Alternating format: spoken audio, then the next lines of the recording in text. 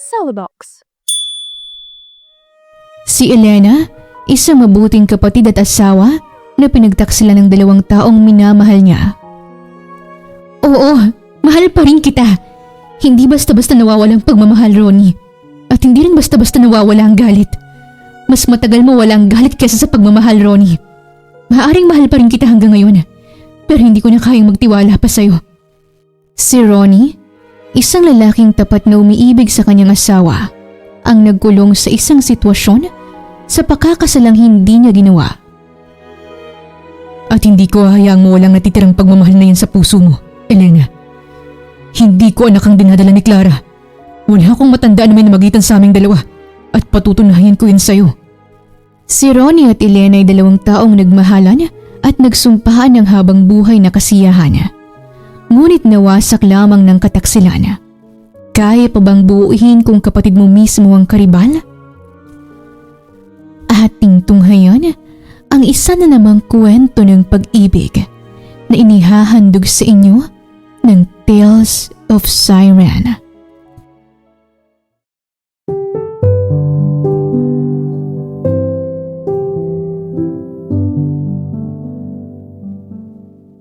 Kasalukuyang nakaupo si Elena sa ikatlong hanay ng mga magulang, bitbit ang isang bungkus ng sunflowers.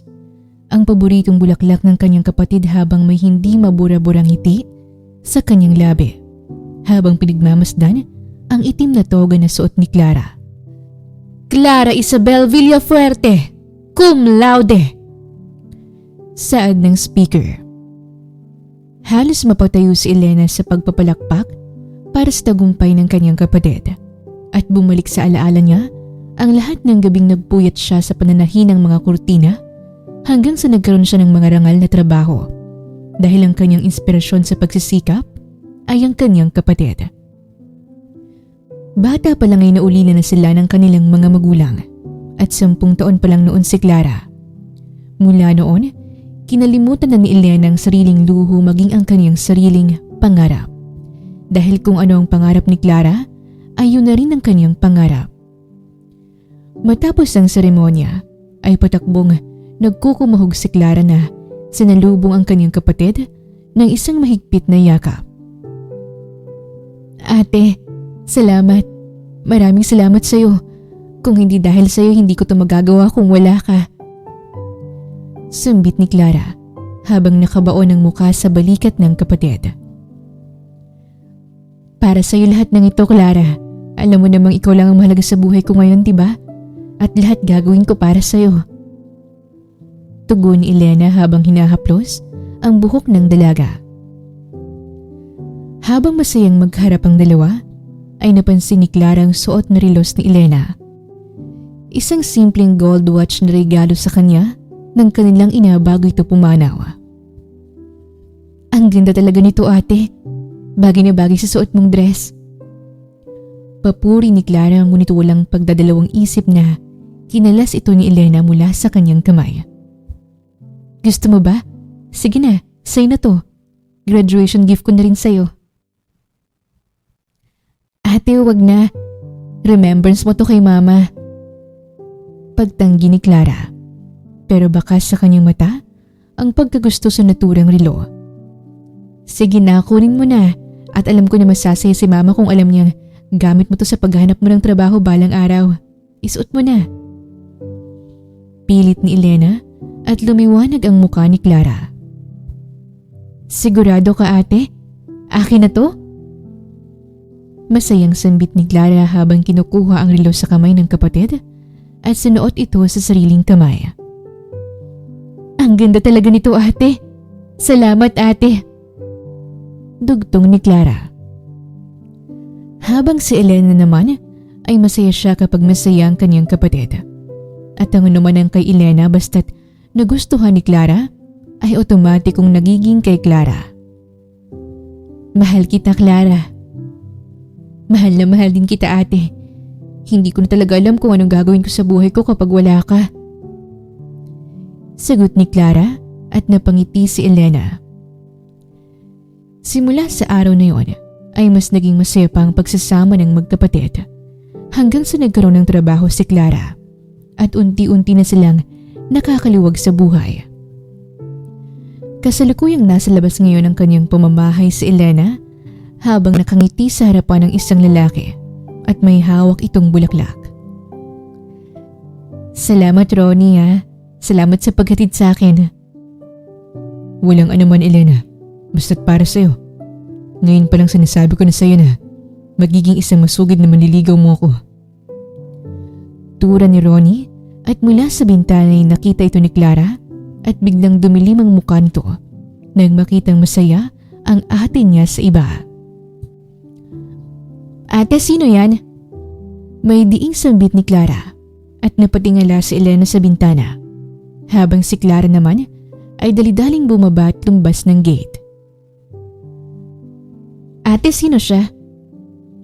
Muling tanong ni Clara at sinuyod mula ulo hanggang paa ang lalaking kaharap ng kanyang ate na parang takot siyang maagawan. Clara, siya si Ronnie. Manliligaw ko. Manliligaw? Disgustong sambit ni Clara at nailang si Elena. Oo, at Ronnie, si Clara, kapatid ko. Magandang gabi Clara. Ako si Ronnie at malinis ang intensyon ko sa ate mo. Sambit ni Ronnie at tinasan siya ng kilay ni Clara. Talaga lang ha? Baka mamaya saktan mo lang ang ate ko. Kapag ginawa mo yan ay hindi kita mapapatawad. Banta ni Clara at napangiti si Ronnie at Elena. Clara, mabuting tao naman si Ronnie. Dapat lang no? Clara, pwede mo naman akong mas makilala pa at ipapakita ko sa ate mo na malinis ang intensyon ko at malinis ang damdamin ko para kay Elena. Wika ni Ronnie at inirapan siya ni Clara. Siguraduhin mo lang, ate ko yan. Malditang sambit ni Clara sabay walk out at muling bumalik sa loob ng pamamahay. Nang maiwan ang dalawa sa labas ay kapo na pangiti si Elena at Ronnie sa ikinilos ni Clara. Elena, talagang mahal na mahal ka ng kapatid mo. Hayaan mo't makukumbinsi ko rin siya na wala akong masamang intensyon sa'yo at hindi kita sasaktan. Kung kailangan ko rin kunin ang loob ng kapatid mo para pumayag siyang maging akin ay gagawin ko. Buong katapatang sambit ni Ronnie at tila binalot ng saya ang puso ni Elena. Sus, ikaw talaga. Sige na, umuwi ka na at salamat ulit sa paghatid. Wika ni Elena at tuloy na silang nagpaalam sa isa't isa. Simula sa araw na yun ay mas naging masugid na manliligaw ni Elena si Ronnie. At dahil sa pagiging porsigido ni Ronnie, ay minahal na din ito ni Elena. Ngunit bumabagabag sa kanyang damdamin si Clara, kaya't kinausap niya ang kanyang kapatid tungkol dito. Clara, medyo matagal na rin nanliligaw si Ronnie sa akin at mabuti siyang tao pero kung hindi ka komportable kay Ronnie, hindi ko siya itutuloy. Seryosong sabi ni Elena habang nagluluto sila ng hapunan at tinitigan siya ni Clara. Ate, mahal mo ba siya? Gusto mo ba siya? Yung totoong sagot lang ang tatanggapin ko. Hindi ako magsisinungaling, Clara. Mabait siya at gusto ko siya. Katunayan nga'y mahal ko na siya. Kung ganon, sagutin mo siya at kung gusto mong maging masaya ka at mukhang mabait naman si Kuya Ronnie. Basta wag mo lang akong kakalimutan ha. Baka mamaya si Kuya Ronnie na lang ang mahal mo.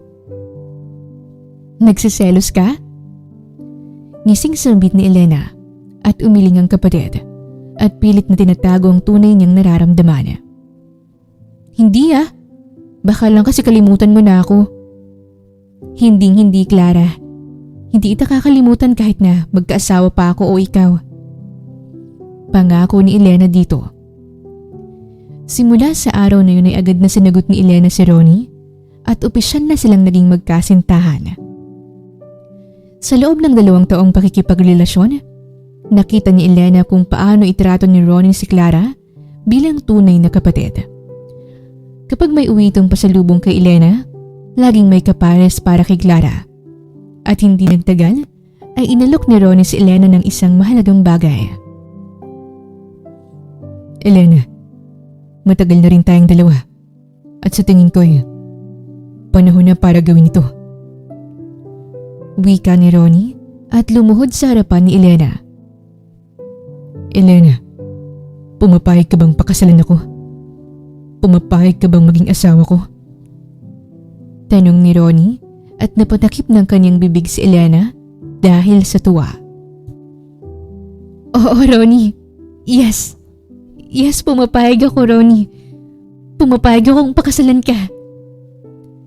Turan Elena at masayang sinuot ng binatang mamahaling singsing sa daliri ng kanyang nobya. Si Elena at Ronnie sa sandaling yun ay naging napakasaya at kapwa sabik na harapin ang bukas na may panibagong yugto sa kanilang buhay. Ngunit hindi maiwasan ni Elena ang mangamba. Elena, anong nasa isip mo? Kanina lang ay masaya tayong dalawa. May bumabagabag ba sa puso mo? Iniisip ko lang si Clara. Takot kang sabihin kay Clara sa kung ano man ang napagplanuhan nating dalawa? Nababahala ako sa magiging reaksyon niya, Ronnie. Kung ganun, samahan na kitang magtapat sa kanya. Hindi. Ako na, Ronnie. Ako nang magsasabi sa kanya. At mas mabuting kaming dalawa lang mag-usap tungkol sa gantong bagay. Turan ni Elena at hindi na nangulit si Ronnie sa nais ng kanyang kasintahan. Kasalukuyang nagtutupi ang magkapatid ngayon ng mga damit na mapansin ni Clara ang singsing sa daliri ng kapatid. Ate, sandali. Ano to? Sa'yo to? Oo, bigay sa akin ni Kuya Ronnie mo. Sagot ni Elena at biglang nawala ang ngiti sa labi ni Clara. Bigay ni Kuya? Nag-propose na siya sa'yo? Oo, Clara. Gusto niyang magpakasal kami. Ang kaso, ikaw, gusto ko ng basbas mo. Pahig ka ba magpakasal kami ni Kuya Ronnie mo? Matagal bago sumagot si Clara at malungkot itong bumuntong hininga bago muling tumingin sa kapatid. Paano na ako? Iiwanan mo na ako? Ate, alam kong malaki na ako. Dalaga na ako at may trabaho. Pero ate kasi, hindi ako sanay na wala ka. Hindi ko alam kung paano na ba ako kung hindi kita kasama, ate. Ayos lang naman na magpakasal ka pero paano na ako? Sagot ni Clara at hinaplos ni Elena ang buhok ng kapatid. Hindi naman kita iiwan eh. Nandito pa rin naman ako at gusto ko pa rin na tumira kasama ka. Aalis din ako kapag kaya ko na mabuhay na wala ka. Ate, hindi ko pa kaya. Kaya pwede bang kahit may asawa ka na ikasama pa rin kita? Pakiusap ni Clara at napangiti si Elena. Ikaw talaga, para ka pa ring bata. Sambit ni Elena, tsaka mahigpit na niyakap ang kapatid. Habang si Clara naman ay tila nais niyang maluha sa mga yakap ng kanyang ate. Hindi madali para kay Clara ang pag-aasawa ng kanyang kapatid. Dahil simula bata pa lang siya, ay ito na ang tumatayong ate, ina at ama sa kanya. At ito rin ang pinakamatalik niyang kaibigan. Pakiramdam niya inaagawan siya ni Ronnie ng taong naging lahat sa kanya. Simula sa araw na yon, ay tila naging mabilis ang pag-ikot ng mundo at dumating na ang araw ng kasal ni na Elena at Ronnie sa isang resort sa Tagaytay. At si Clara ang nagsisilbing maid of honor. Sa gitna ng reception, nagbigay ng speech si Clara. Ang ate ang buhay ko. Simula ni Clara habang nakatingin sa mag-asawa. Siyang nagbigay sa akin ng lahat. Ngayong may asawa na siya, isa lang ang hiling ko kay Kuya Ronnie. Huwag mo siyang sasaktan dahil baka hindi ko kayanin. Alagaan mo ang ate ko.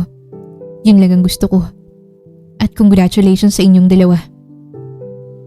Aniya at pinalakpakan siya ng mga tao. Sa kasal habang pinagmamasdan ni Clara ang bagong mag-asawa, ay hindi mawala sa kanyang mga matang apoy na tila bumubuo ng isang obsession. Pagkatapos ng kasal dahil ayaw munang mapahiwalay ni Clara sa kanyang ate, ay napagkasunduan ni Elena at Ronnie na patirahin si Clara sa kanilang bagong bahay. Malaki ang bahay, may sapat na kwarto at sobra-sobra sa kanilang tatlo. Sigurado ka ba rito, Elena? Tanong ni Ronnie habang nag-aayos sila ng mga gamit sa kanilang master's bedroom. Hindi sa ayaw ko kay Clara. Pero baka gusto mo rin ng privacy bilang bagong kasal tayo. Ronnie, simula bata pa kami. Kaming dalawa lang ang magkasama.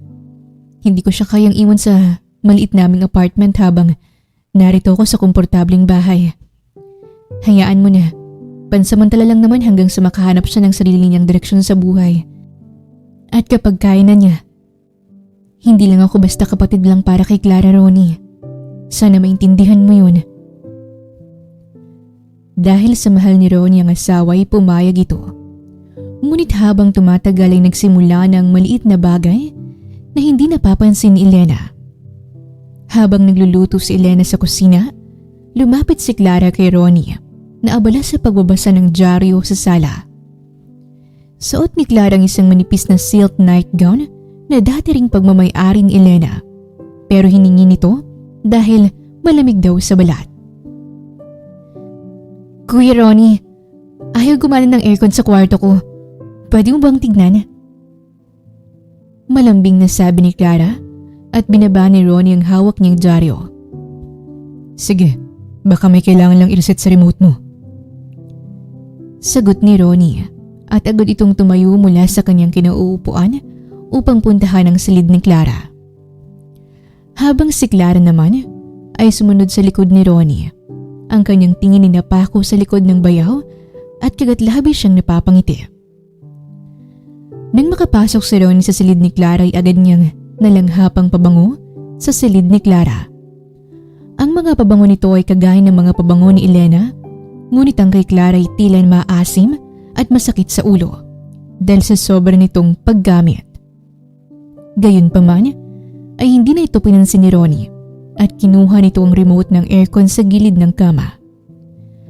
Habang sinusubukan niyang i-reset ang settings ay pumasok si Clara at sinara ang pinto. Parang okay naman ang settings, Clara. Baka kailangan lang linisin ang filter nito bukas. Saad ni Ronnie habang nakatingala sa unit. Talaga ba, kuya? Pero bakit ganun? Parang ang init-init pa rin dito sa loob. Bulong ni Clara. Hayaan mo. Patitignan natin yan kung anong problema ng air unit mo. Pero parang malamig naman eh. Habang nakatalikod si Ronnie, humakbang si Clara palapit sa likod nito at marahang hinaplos ang balikat ng bayaw na may halong kakaibang pahiwatig at kunot noong napatingin si Ronnie sa kamay ng dalaga at humarap siya rito. Salamat nga pala, kuya, ha, sa pagtanggap niyo ni ate sa akin dito sa bago niyong bahay. Wika ni Clara sa mapanuksong tinig at may malagkit na mga titig para kay Ronnie. At ang kanyang palad ay dinadama ang matikas na muscle ng bayaw. Wala yung Clara. Kapatid ka ni Elena. Kaya responsibilidad din kita. Matigas na sagot ni Ronnie at agad siyang lumayo kay Clara at inabot ang remote nito. Oh, heto. Subukan mo na lang ulit.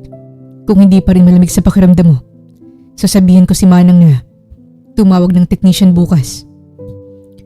Sige na, kailangan ko nang lumabas at may kailangan pa akong tapusin ng mga papeles. Dugtong ni Ronnie bago tuluyang umalis sa silid ng dalaga.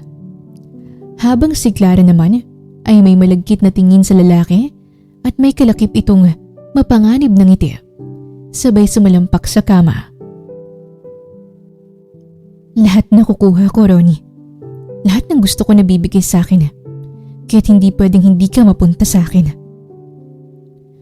Wika ni Clara at sumubsob sa kama at niyakap ang kanyang unan at si Ronnie ang laman ng kanyang isipan. Lumipas ang mga buwan at naging maayos ang daloy ng buhay sa loob ng tahanan ni Ronnie at Elena. Si Ronnie ay abala sa pagpapatakbo ng kanyang maliit na tracking at logistic business, habang si Elena naman ay unti-unting umaakyat ang posisyon sa isang kumpanya. Kasalukuyang nasa loob ng isang kwartong mag-asawa at malambing na niyakap ni Ronnie si Elena at hinalikan pa ito sa labi at kay tamis rin itong tinugunan ni Elena. Elena, bakit parang ang saya mo ngayon? May gusto ka bang sabihin sa akin? Tanong ni Ronnie at ngiting sinagot siya ng kanyang asawa. Ano kasi, na-promote ako bilang operations manager sa trabaho ko, Ronnie. Talaga? Ang galing naman ng asawa ko. Dahil dyan ay naralapat kang halikan ng maraming beses. Sambit ni Ronnie at hinalik-halikan ng kanyang asawa at napatawa si Elena dito. Ronnie naman tumigil ka nga. Nakikiliti niyang sambit. Ngunit hindi siya tinigilan ng kanyang asawa. Ronnie, sandali! Sandali lang, may sasabihin pa ako. At ano yun? Di ba nga na-promote ako? Ano kasi, may trip to Hong Kong agad ako at kailangan kong makuha ang deal doon sa Hong Kong. Ano? Tinanggap mo na ba ang trip na yun? Oo, at alis ako sa susunod na araw. 1 linggo lang naman akong mawawala Wika ni Elena at nalungkot si Ronnie. Ronnie, huwag ka nang magalit. Halika nga dito. Hindi naman ako galit sa'yo. Proud nga ako sa'yo Mapagmahal kang ate, mabuting asawa, at magaling na empleyado. Pero syempre, 1 linggo kang mawawala Syempre mamimiss kita. Ronnie naman, 1 linggo lang Mahaba ng 1 linggo para sa akin, Elena. Hindi ako sanay na ganyan kakalayo sa akin. Ang swerte ko naman sa asawa ko. Mahal kita. Mahal din kita. Pakis nga ulit. Sambit ni Ronnie at muling hinalikan ng asawa.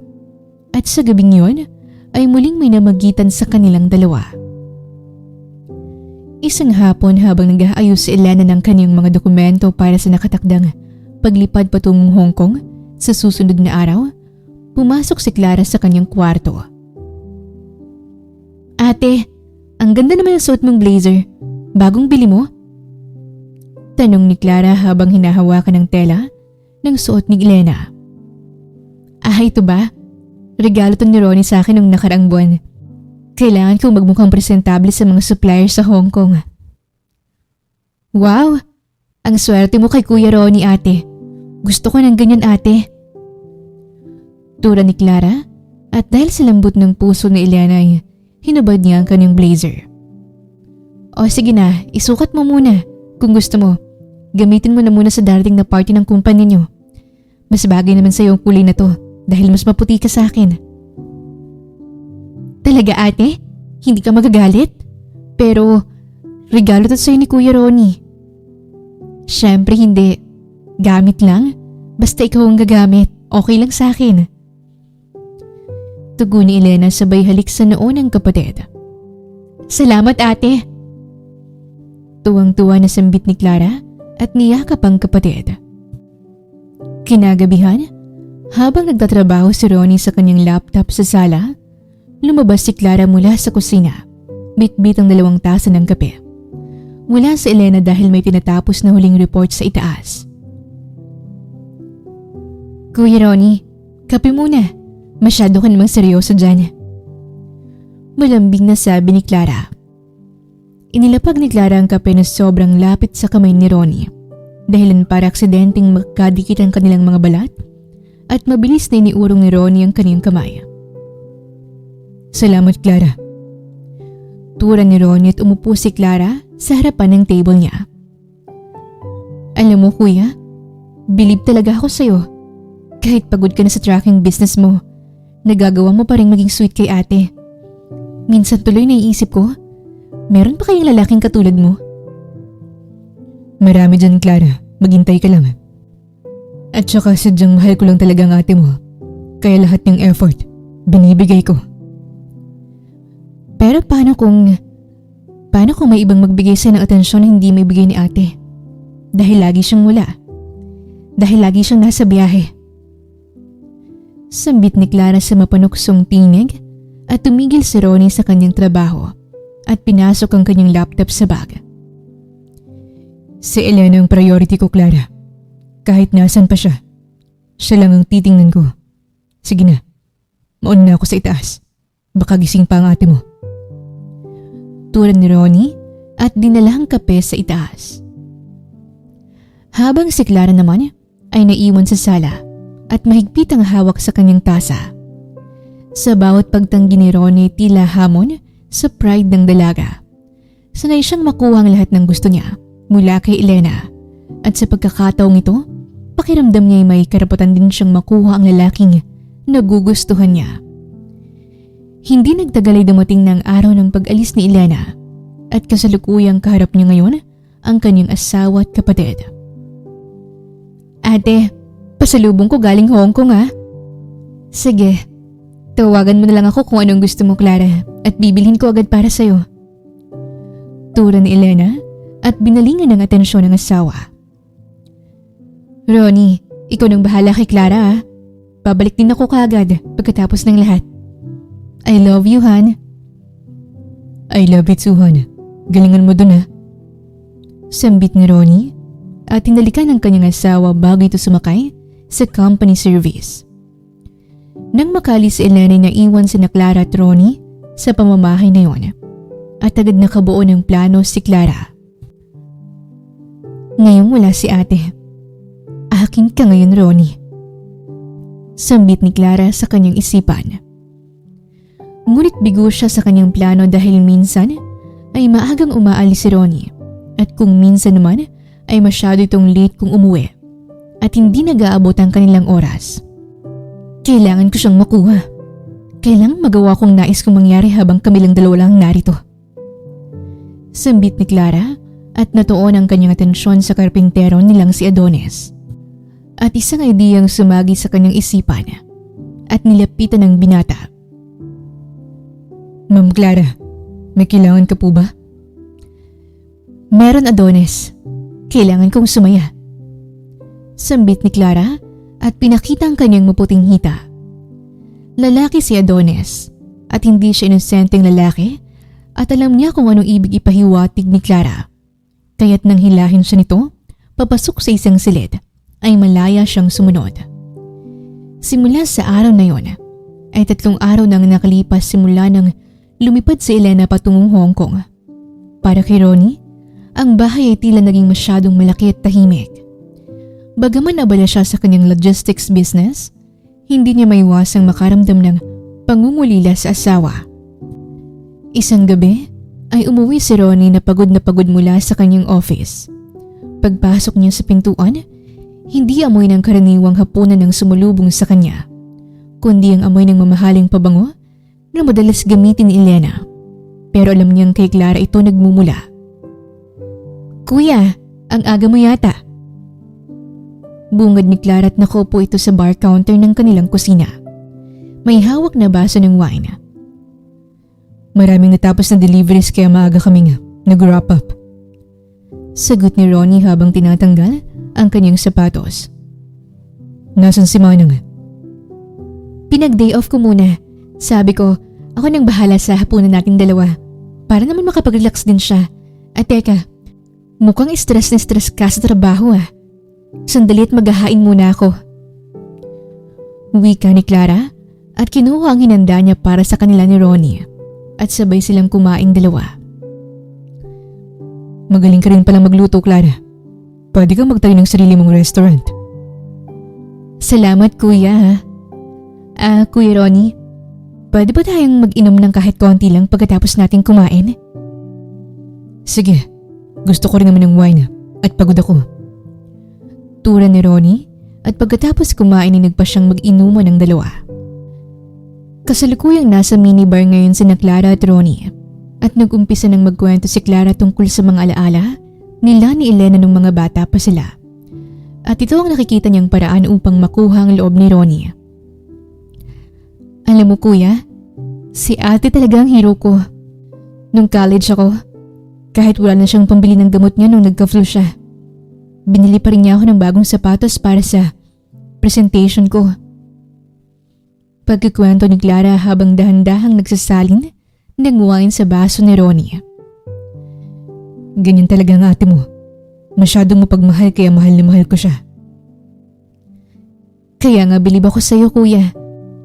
Kasi ikaw lang ang lalaking nakapantay sa pagmamahal na kayang ibigay ng ate ko. Pero minsan naiisip ko, hindi ka ba napapagod na lagi kang pangalawa sa trabaho niya? Lalo na ngayon na parang mas mapapadalas ang business trip niya. Bahagi ng pangarap niya, Clara. At bilang asawa, suportado ko siya. Sagot ni Ronnie at nakaramdam ng inggit si Clara para sa kanyang kapatid at pagkahumaling ng husto kay Ronnie. Paubos na yung wine natin, Clara. Paano ba yan? Magpapahinga na ako. Pwedeng last battle na lang, kuya. Isa pa, pampaantok lang, tapos matulog na tayo. Kumbinsi ni Clara at nagkibit balikat si Ronnie. Sige, kuha lang ako ng makakain natin. Sagot ni Ronnie bago tumayo mula sa kanyang kinauupuan. Nang makatalikod si Ronnie, doon mabilis na kinuha ni Clara ang isang maliit na bote mula sa kanyang bulsa. At yun ay isang malakas na pampatulog na nakuha niya mula sa isang kaibigang nurse. Sa pagdadahilang hindi siya makatulog dahil sa anxiety. Ibinuhos niyang lahat ng laman to sa baso ni Ronnie bago ito sinalina ng wine. At hindi nagtagal ay bumalik na si Ronnie. Cheers! Cheers! Sagot ni Ronnie sabay ininom ang kanyang wine. Habang si Clara naman ay gumuhit ang ngiti sa kanyang labi at dama ang kanyang tagumpay. Hindi nagtagal, nakaramdam si Ronnie ng biglang pagbigat ng kanyang mga talukap. Ang paligid ay nagsimulang umikot na parang lasing na lasing siya. Clara, parang ang lakas niyata ng tama ng alak na ito. Kuya, baka pagod ka lang talaga. Halika, tulungan kita. Malambing na sabi ni Clara at inakay niya si Ronnie. Ang bigat ng lalaki tila walang epekto kay Clara at nasasabik siya sa kanyang plano. Sa halip na sa sofa niya dalhin si Ronnie, dinala niya ito sa kwarto ng mag-asawa. Pagkarating sa silid ay inihiga niyang walang malay na si Ronnie. Nang masigurang tulog na ang bayaw, sinimulan na ni Clara ang kanyang madilim na gawain. Isa-isa niyang tinanggal ang botones ng polo ni Ronnie, maging ang sinturon nito hanggang sa maiwan itong walang saplot.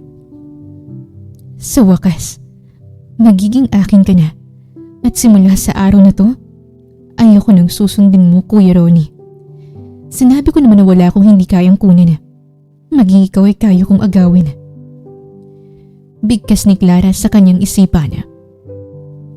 Pagkatapos nito, hinubad din niya ang sarili niyang suot at humiga sa tabi ni Ronnie. Ipinatong ang kanyang braso sa dibdib nito at kinuha ang kanyang cellphone. Kumuha siya ng iba't ibang anggulo ng litrato na nagsisilbing patunay na may nangyaring matindi sa kanilang dalawa. Sorry, ate. Bulong ni Clara matapos niyang makontento at pinagmamasdan ng mukha ng natutulog na si Ronnie. Ate, gusto ko si Ronnie. Pero sabi mo naman, di ba, na lahat ng gusto ko, ibibigay mo. At gusto ko ang asawa mo. At alam kong ibibigay mo rin siya sa akin. Ganun mo ko kamahal, ate. Dugtong niya at walang bahid ng kung anong konsensya. Pagising ni Ronnie kinabukasan, ang unang naramdaman niya ay ang matinding sakit ng ulo. Kumirot ang kanyang sentido at tila tuyong-tuyo ang kanyang lalamunan. Ngunit nang tangkain niyang gumalaw, naramdaman niyang may nakayakap sa kanya. At nang balingan niya kung anong tila nakadagan sa kanya, ay nanlaki ang kanyang mga mata nang makita ang balat ni Clara na nakadikit sa kanyang balat. Dahilan upang mapalikwas siya, nagbangon at maging si Clara ay nagising din. Clara, bakit tayo? Sambit ni Ronnie at halos hindi makapagsalita dahil sa gulat. Tiningnan niya ang kanyang sarili sa ilalim ng kumot at halos mabuwal siya sa katotohanang wala siyang kahit anong saplot. Habang si Clara naman ay nagkunwaring naguguluhan at peking umiyak. Kuya, hindi ko rin alam. Uminom tayo kagabi, hindi ba? Sabi mo ako lang ang mamahalin mo dahil laging mula si ate. Hindi kita mapigilan, kuya. Ang lakas mo kasi at... Hindi ko magagawa yun. Mahal ko si Elena. Sigaw ni Ronnie at pilit inaalala ang mga nangyari pero blanko ang kanyang isipan. Pero nangyari na, kuya. At ito ang pruweba. Tayong dalawa na hubot-hubad. At ito, tingnan mo. Sabi ni Clara sabay ipakita ang mga litrato sa kanyang cellphone at kay bilis na gumuho ang mundo ni Ronnie. Clara, please. Itago natin to. Burahin mo yan. Hindi pwedeng malaman to ni Elena. Hindi to pwede. Clara, wala akong maalala. Tura ni Ronnie at pinunasan ni Clara ang peke niyang mga luha. Ayaw mong malaman ni ate? Sige, pero may kapalit, kuya. Simula ngayon, gagawin mong lahat ng gusto ko. Makikipagrelasyon ka sa akin sa loob ng bahay na to. Ano? Naririnig mo bang sinasabi mo, Clara? Ate mo handa mong lokohin? Sana naisip mo yun bago mo ako ginalaw. Mahalin mo ako kagaya ng pagmamahal mo kay Ate Elena. At kapag sinubukan mong umiwas, titiyakin kong malalaman ni ate ang lahat. Clara, I can't believe na ganito ka katindi. Asawa ko ng ate mo. Saad ni Ronnie habang sabunot ang kanyang buhok. Huli na ang lahat, Kuya Ronnie. Ginalaw mo na ako kaya panagutan mo ko ng kahit lihim lang. Sambit ni Clara at gulong-gulo ang isipan ni Ronnie. This is crazy, Clara. This is crazy. Sambit ni Ronnie at dali-daling nagbihis at lumabas ng silid. Habang si Clara naman ay natutuwa at tila umaayon sa kanyang lahat. Wala ka nang magagawa, Ronnie. Sa ayaw at sa gusto mo, akin ka na ngayon. Aniya sa kanyang isipan na may hindi mawalang ngiti sa kanyang labi. Pagbaba ni Ronnie sa hagdan ay sinalubong siya ng malakas na kanta ni Manang Berna. Ang kanilang kasambahay na mahilig sa mga lumang kanta habang nagpupunas ito ng mesa.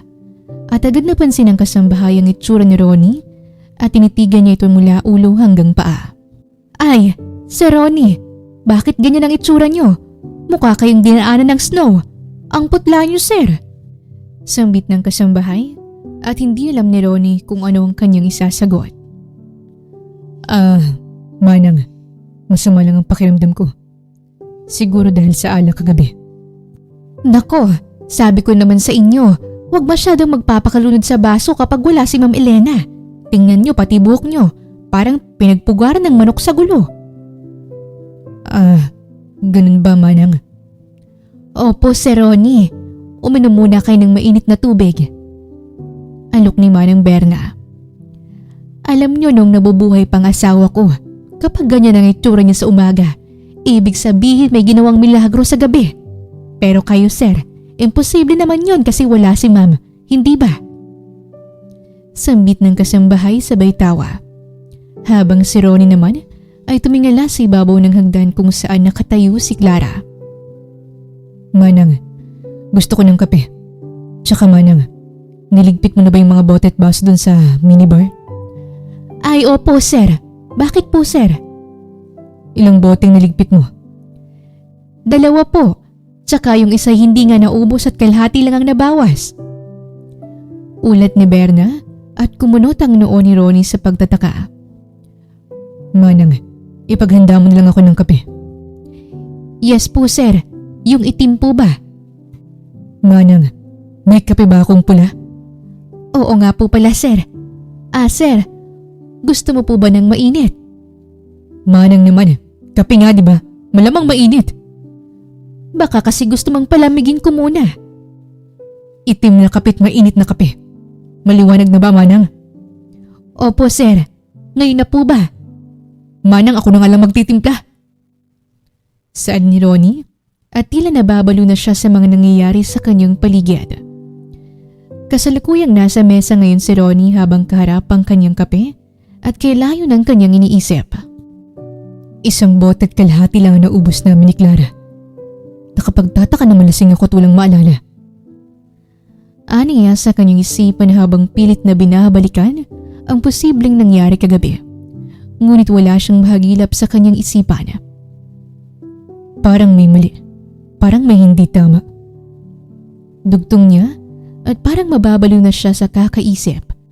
Ngunit walang sumasagi sa kanyang alaala. Lumipas pa ang mga araw ay biglang nagbukas ang pintuan at bumunga doon si Elena. "Ronnie!" Sigaw ni Elena sa pangalan ng asawa at patakbo itong nilapitan at mahigpit itong niyakap.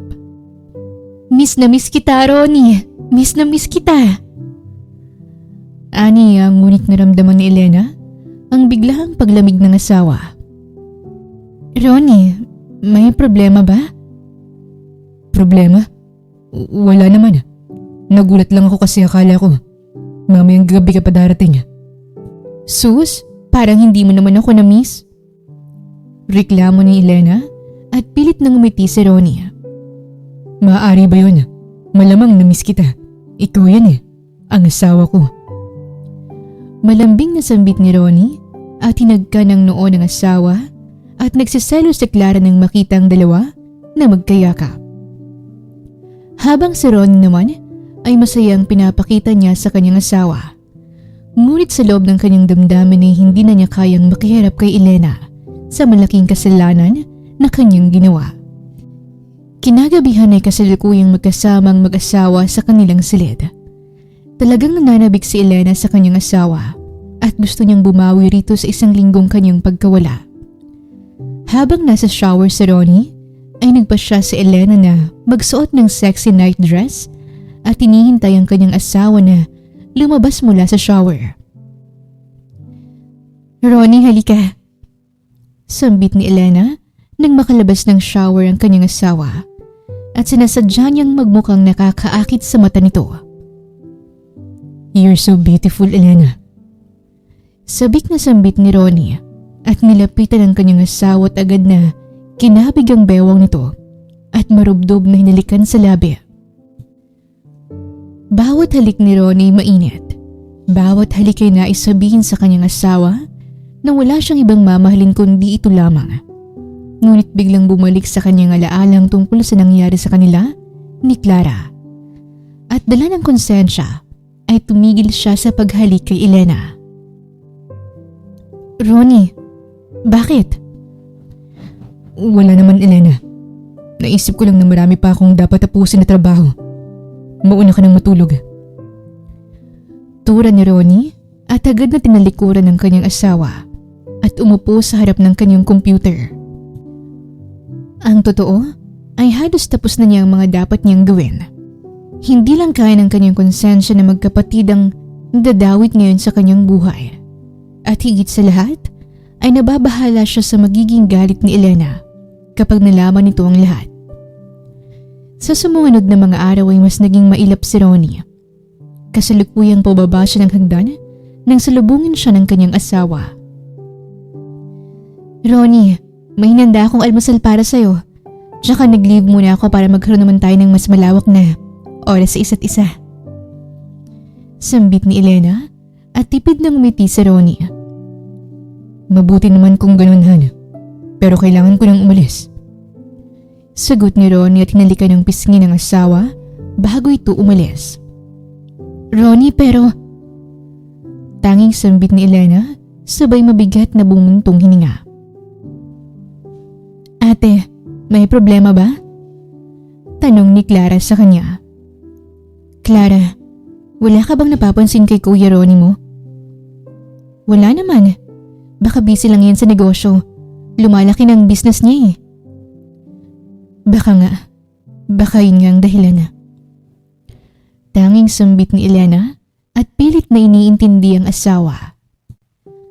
Habang sa kabilang banda naman ay kasalukuyang pumunta si Ronnie sa kanyang kaibigan na si Gabriela at bitbit niya ang kanyang problema. "Wow! Magkapatid ang tinuhog mo, Ronnie." "Gabriel, hindi ako proud sa ganyan. Nandito ako para kusapin ka dahil gulong-gulo na ako. Ayoko makipagrelasyon kay Clara dahil mahal na mahal ko si Elena. Ang hindi ko lang maintindihan, wala akong maalala nung gabing may nangyari sa amin ni Clara." Kasi nga lasing ka. Paano ako malalasing kung isang bote at kalahati lang ng wine ang naubos naming dalawa?" "Don't tell me na May nilagay si Clara sa baso mo. Yan nga ang kutob ko, pero hindi ko kayang patunayan. I want to know the truth, Gabriela. Ayoko ng ganito. Ayoko nang niloloko ang asawa ko. Hindi ko na makuhang tumingin sa mga mata niya. Kinikilabutan ako kapag niyayakap niya ako. Pakiramdam ko ang laki-laki ng kasalanan ko, and I don't deserve my wife anymore. Kung ganun, mag-imbestiga ka. Gawin mo lahat para patunayan ang kutob mo. Sinong lalaki din naman kasi ang sanay sa alak ang malalasing sa 1.5 bote lang ng wine. Pare, baka matagal ka ng gusto ni Clara at napagplanuhan niyang lahat. Hindi ko alam, Gabriel. Basta kakaiba ang kutob ko. May hindi tama sa nangyayari ngayon. Tura ni Ronnie at bahagya pa silang nag-usap ng kanyang kaibigan. Gabi nang makauwi si Ronnie at pagkapasok niya sa kanilang pamamahay ay nasa sofa si Elena at matyaga siyang hinihintay. Bakit gising ka pa? Hinihintay kang umuwi. Saan ka galing? Kay Gabriela. Nag-usap lang kami. Ganun ba? Kumain ka na? Kumain na ako sa kanila. Tara, akit na tayo sa itaas. Sambit ni Ronnie at sumang-ayon si Elena. Pagkarating nila sa kanilang silid ay agad silang nahiga. Hindi batid ni Elena kung bakit nanlalamig sa kanya ang kanyang asawa. Kaya't niyakap niya ito at hinalik-halikan. Subalit umiwas ito sa kanya. Ronnie, bakit ba? Ilang araw ka nang nanlalamig sa akin na. May problema ka bang hindi sinasabi sa akin? Ronnie, asawa mo ko. Magsabi ka nga kung may hindi tama. Para na akong baliw kakaisip ko anong nangyayari sa'yo. Bigla na lang sa pagbalik ko nag-iba ka na. Wika ni Elena at binalot sila ng katahimikan. At nanatiling nakatitig si Ronnie sa mata ng kanyang asawa na handa nang umiyak anumang oras. Halika nga rito. Ani at niyakap ang kanyang asawa at hinagkan ito sa labi. Walang problema, Elena. Sadyang may mga bagay lang akong iniisip. Para kasing biglang hindi mo na ako mahal. Mahal kita. Huwag na huwag mong isipin na hindi kita mahal. Mahal na mahal kita. Pasensya ka na sa mga kinikilos ko. At huwag ka na mag-isip ng kung ano-ano pa. Sambit ni Ronnie at muling hinagkan ang kanyang asawa. Ang mga halik ni Ronnie mas naging mas mainit. Sa bawat sandali na yakap niya ang kanyang asawa, ay mas lalo niyang nararamdaman na wala siyang ibang babaeng mamahalin, kundi ito lamang. At isang mainit na gabi ang namagitan sa kanilang dalawa. Kinabukasan, ay maagang nagising si Elena na may ngiti sa kanyang labi. Dahil ang unang bumungad sa kanya ay isang magandang bouquet ng bulaklak at may kasama pa itong tsokolate. Ate, gising ka na ba? Sambit ni Clara sa labas ng pintuan. Pasok, Clara. Tura niya at binuksan ni Clara ang pintuan. Wow! Flowers and chocolate! Kay Kuya Ronnie galing? Sa kanya nga, Clara. Tura ni Elena na may ngiti sa kanyang mga labi. Ang swerte mo talaga, Ate Elena. Bigkas ni Clara na nababalot ng inggit at galit. Kinagabihan habang nasa banyo si Elena ay mabilis na pumasok si Clara sa kwarto ng mag-asawa at agad na patayo si Ronnie mula sa kanyang kinauupuan. Clara, lubas ka rito. Baka makita tayo ni Elena. Pabulong na sigaw ni Ronnie at pinulupot ni Clara ang kanyang braso sa leeg ng lalaki. Anong ginagawa mo? Ano ba? Pagtatabuhay ni Ronnie at lumayo siya kay Clara. Bakit ka ba natatakot, mahal? Hindi ba't sabi ko naman sa'yo? Magiging maayos ang lahat basta sumunod ka lang sa akin. Pangako hindi ito malalaman ni ate. Malambing na sabi ni Clara. Huwag mo akong tawaging mahal. Walang tayo, Clara. Ginagawa ko lang to dahil sa mga hawak mong litrato. Aniya tumawa ng mahina si Clara. Ganyan ka rin ng gabing yun, hindi ba? Sabi mo ayaw mo, pero bumigay ka rin. Aminin mo na, Ronnie. Mas gusto mo ako dahil mas bata ako at mas masarap. Nagsiselos ako, Ronnie. Si ate kanina may chocolate at flowers. Galing sa'yo. Pero ako, wala. Gusto ko rin ng flowers, Ronnie. Baliw ka na. You know, I can play this game with you. Sasabihin ko na kay Elena ang lahat. At haharapin ko ang galit niya sa akin ano man ang mangyari. Sambit ni Ronnie at muling tumawa si Clara. Subukan mo. Hamon nito. Sa mata ng ate ko hindi lang niya ako kapatid, kundi isang anak at nagsisilbi niyang buhay. Mahal na mahal ako ng ate ko, Ronnie. Sige, umamin ka. At sasabihin ko sa kanya na nilasing mo ako at pinagsamantalahan. Tingnan natin kung sinong paniniwalaan niya sa ating dalawa. Tandaan mo, babae ako at wala akong laban sa'yo. Wika ni Clara. Tila nanigas si Ronnie mula sa kanyang kinatatayuan at hindi makapagsalita. Batid niya kahit ninuman kung gaano kamahal ni Elena ang sariling kapatid. Ang sama-sama mo, Clara. Ang lakas ng loob mo para abusuin ang kabaitan ng kapatid mo. Hindi ko kasalanan na minahal niya ako ng ganyan, Ronnie. At yan ang lamang ko sa'yo. Mapaglarong sambit ni Clara at hinalikan ang labi ni Ronnie. Flowers. Gusto ko rin ng flowers at chocolate kagaya ng binigay mo kay ate. Kapalit ng pananatili ng sekreto nating dalawa. Dugtong ni Clara at saktong bumukas ang pintuan ng shower at nakita sila ni Elena at nagpapalipat-lipat ang tingin nito sa dalawa. Clara, Ronnie, anong pinag-uusapan yung dalawa? Bakit parang ang seryoso nyo? Wala naman ate. Nagpasalamat lang ako kay Kuya Ronnie dahil inayos niyang doorknob ko nung nakarang araw. Ganun ba? Wala na bang problema sa silid mo, Clara? Wala na ate. Sige, aalis na ako. Wika ni Clara bago tuluyang umalis ng silid. Ronnie, okay ka lang ba? May aircon naman tayo pero parang pinagpapawisan ka. Wala ito, Elena. Parang nalagkit lang ng pakiramdam ko sa sarili ko at kailangan ko nang yatang maligo. Palusot niya sa asawa at hindi ito pinansin ni Elena. Kinabukasan ay nakarinig na ng pag-doorbell sa Elena kaya't agad niyang pinagbubuksan ang panauhin sa labas. Delivery po, ma'am. Kanino galing? Kay Sir Ronnie po. Pakipirma na lang po. Ikaw po ba si Clara? Ha? Ate, akin yan! Akin yan! Sigaw ni Clara at dali-daling kinuhang bulaklak sa delivery boy. Ako po si Clara at para sa akin ang bulaklak na to. At saka ako ang pipirma. Wika ni Clara at gumuhit ang pagtataka sa mukha ni Elena kung bakit may bulaklak ang kanyang kapatid mula sa kanyang asawa nang hindi niya alam. Salamat delivery, ang ganda nito. Wika ni Clara at masayang bumalik sa loob ng pamamahay. Habang si Elena naman ay nakasunod sa kanyang kapatid.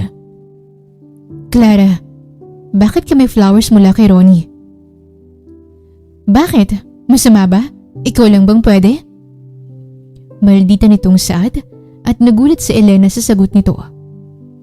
Hindi naman. Nagtataka lang ako kung anong meron kung bakit may flowers ka. May nakaligtaan ba akong okasyon? Tura ni Elena at nag-isip ng palusot si Clara. Wala. Nalaman lang niya na may konting success ako sa trabaho kaya binigyan niya ako ng ganito. Talaga? Bakit hindi mo pinalam sa akin? Hindi ba? Akala ko napaalam ko na sa'yo. Akala ko tuloy nakalimutan mong may sinabi ako sa'yo. Palusot ni Clara at ang lakas niyang mambaliktad ng sitwasyon. Kinagabihan ay kasalukuyang nasa kwarto ngayon si Elena habang hinihintay na umuwi ang kanyang asawa. Habang sa kabilang banda naman ay kakapasok lang ni Ronnie sa kanyang pamamahay nang hilahin siya ng isang tao palabas at tinulak siya sa pinto padikit sa pader at agresibo siyang hinalikan ng panauhin. Clara, anong ginagawa mo? Napapaliw ka na ba? Lumayo ka nga sa akin.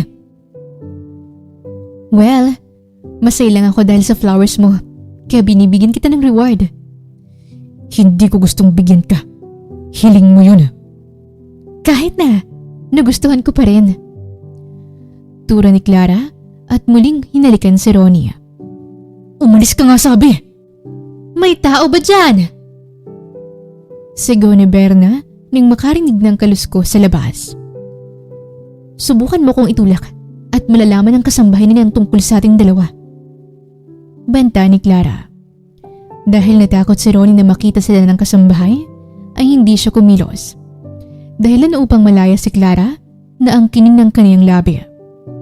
Hindi nagtagal ay umalis na ang kasambahay nang wala itong makitang kahit sino sa labas. Mga pos ang naglalandian lang siguro.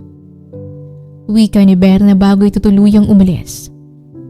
Nang makalis si Berna, ay mabilis na kinilas ni Ronnie ang dalawang kamay ni Clara na nakakawit sa kanyang leeg at agad itong itinulak. Ay to't isa kang mabuting tao, Clara. Pero hindi ko sukat akalain na kaya mong taluhin ang kapatid mo. Ako ang tinalo mo. Ano yun? Titikman mo lang ako at hindi mo ko pananagutan? Swerte mo naman. I don't even feel convinced na may nangyari sa ating dalawa. Isa't kalahating bote hindi sapat para lasingin ako. Batid ko may tinatago ka mula sa akin at malalaman ko rin yung balang araw. Sambit ni Ronnie at nakita niyang pagkabahala sa mukha ni Clara. Ngunit agad itong pinalitan ng tawa. Ronnie naman, anong itatago ko? Baka mamaya dahil sa nangyari sa atin ay mabuntis mo pa ako. Hindi yan mangyayari. Hindi mo sigurado, Ronnie. Tsaka huwag ka munang kabahan. Hindi pa tayo nahuhuli, kaya mag-enjoy muna tayo. You're so unbelievable. Tanging wika ni Ronnie bago tuluyang iniwan si Clara sa labas ng pintuan. Habang paakyat ng hagdan si Ronnie, balisang-balisa ito. Paano kung tunay nga na may nangyari sa kanila ni Clara at hindi lang niya ito maalala? Paano kung mabuntis niya ito? Hindi pwede. I can't lose my wife because of this. No way. Aniya sa kanyang isipan at tuluyan na siyang nakapasok sa silid nila ni Elena. Ronnie, gabing-gabi nang uwi mo ha. Salubong ni Elena sa kanyang asawa at akmang huhubarin niyang tuksido nito nang hawakan ni Ronnie ang kanyang kamay. Ronnie, bakit? Elena, may gusto kong sabihin sa'yo. Wika ni Ronnie at nais niyang sabihin sa kanyang asawang tungkol sa kanila ni Clara. Ngunit naduwag si Ronnie at umurong ang kanyang dila. Sa bawat sandali na nais niyang sabihin ang katotohanan sa kanyang asawa, ay naaalala niyang makataga ni Clara na mas mahal ito ng ate niya at mas maniniwala si Elena rito. Ronnie, ano bang sasabihin mo sa akin? Ano yon ha? Wala. Naisipan ko lang na magkaroon tayo ng anniversary party. Pero wala pa tayong 1 taong kasal, Ronnie. Pero 3 taon na tayong magkasama. At sa susunod na linggo eksaktong 3 taon na tayo. Kaya gusto kong ipagdiwang ito, Elena. Tsaka magkakaroon na tayo ng sisters company at lumalaki ng negosyo natin. Kaya higit na nais kong magdiwang. Talaga? Magkakaroon na tayo ng sisters company? Nako, congratulations asawa ko. Masayang sambit ni Elena at pinupog ng halik si Ronnie. Ngunit sa gitna ng paghalik ni Rito ay may nakita siyang pulang lipstick sa kwelyo nito. Sa sandaling yun ay sumikip ang puso ni Elena dahil wala nang dapat itanong pa at malinaw na may ibang babae sa buhay ang kanyang asawa. Gayunpaman ay kinalma ni Elena ang kanyang sarili at mas pinili ang manahimik muna. Shower muna ako, Han. Sige. Sagot niya at sinundan ang tingin ng kanyang asawa. Kinaumagahan ay kasalukuyang nakaupo si Elena sa sofa habang malayo ang kanyang iniisip nang lapitan siya ng kanyang kapatid. Ate, ano bang iniisip mo? Parang ang bigat ng iniisip mo ah. Clara, ano bang napapansin mo sa Kuya Ronnie mo? Wala naman ate. Bakit? May babae siya. Sagot ni Elena at namutla si Clara. Babae? Kilala mo na ba kung sino ang babae niya? Hindi pa. Pero ang lakas ng kutob ko na may babae siya. Lalo na sa nakita ko kagabi. Kagabi? Ano yun, ate? Basta. Ate, baka naman na mali lang iniisip mo. Busy kaya sa negosyo si kuya. Pero alam mo namang malakas ang kutob nating mga babae. Pero minsan, baka overthinking lang yan. At kung sakaling may babae siya, ate, nandito lang ako. Hindi kita iiwan. Wika ni Clara at niyakap ni Elena ang kapatid. Salamat, Clara. Ikaw talagang sandigan ko. Sambit ni Elena at saglit na kinalimutan ng kanyang iniisip. Sumapit ang gabi habang nasa silid ng kanilang kwarto ang mag-asawa ay panay ang pagsunod ng tingin ni Elena kay Ronnie. Elena, bakit ganyan ang tingin mo sa akin? Sagutin mo nga ako, Ronnie. May babae ka ba? Diretsahang tanong ni Elena at tila nanginig ang buong kalamnan ni Ronnie. Ngunit pilit niyang kinalama ang kanyang sarili. Babae? Wala. Tingnan mo ko sa mga mata ko, Ronnie. Demanda ni Elena at hindi makuhang tumingin ni Ronnie sa mga mata ng kanyang asawa. Gayunpaman ay pilit niyang pinatatag ang kanyang loob at tumingin ng diretso kay Elena. Wala akong babae, Elena. Bakit mo naman natanong yan? Wala lang. May napanood lang ako sa pelikula kaya naisip kong gayahin. Aniya at kalmadong umupo si Ronnie sa tabi ng asawa. Wala akong ibang minamahal kundi ikaw lang, Elena. Ikaw lang. Sana nga, Ronnie. Sana ako lang hanggang dulo at hindi na magbabago. Matulog na tayo. Ayon ni Elena at takang napatitig si Ronnie sa kalamigan ng kanyang asawa. Sa gabing yun ay hindi makatulog si Ronnie. Ang mga salita ng kanyang asawa ay hindi mawala sa kanyang isipan at batid niyang nakakaramdam na ng pagdududa ang kanyang asawa. Dahil hirap makatulog ay bumaba si Ronnie upang kumuha ng mainom sa minibar at balak niyang dalhin ito sa silid nila ni Elena. Pagkababa niya agad siyang kumuha ng wine sa minibar. Ngunit bigla na lang siyang nabigla nang sa kanyang pagharap ay nandoon si Clara. Gayunpaman ay itinuring niya itong hindi niya ito nakikita tsaka nilampasan. Ronnie, bakit mo ba ako iniiwasan, ha? Clara, tigilan mo na ito. Bakit mo nga ako iniiwasan? Tinatanong pa ba yun? Dahil hindi kita gusto at hindi kita mahal. Mahal ko si Elena at kung kinakailangan nating ituring kitang parang kaluluwang hindi nakikita ay gagawin ko. Kung hindi lang dahil sa hawak mong litrato ay hindi ako susunod sa'yo ng ganito. Wala kang magagawa, Ronnie. Dahil kung aamin ka sa ate ko'y mawawala siya sa'yo. At ayaw mo namang mangyari yun, hindi ba? Hindi ko naman hinihiling sa'yo na mahalin mo ko. Ang akin lang ay maging akin ka rin. Bigkas ni Clara at agad na hinalikan ng labi ni Ronnie. Lingid sa kanilang kalaman ay nasa ibabaw ng hagdan si Elena. At kitang-kita nito ang paghahalikan ng dalawang taong mahalaga sa kanyang buhay. Tila parang gumuho ang mundo ni Elena.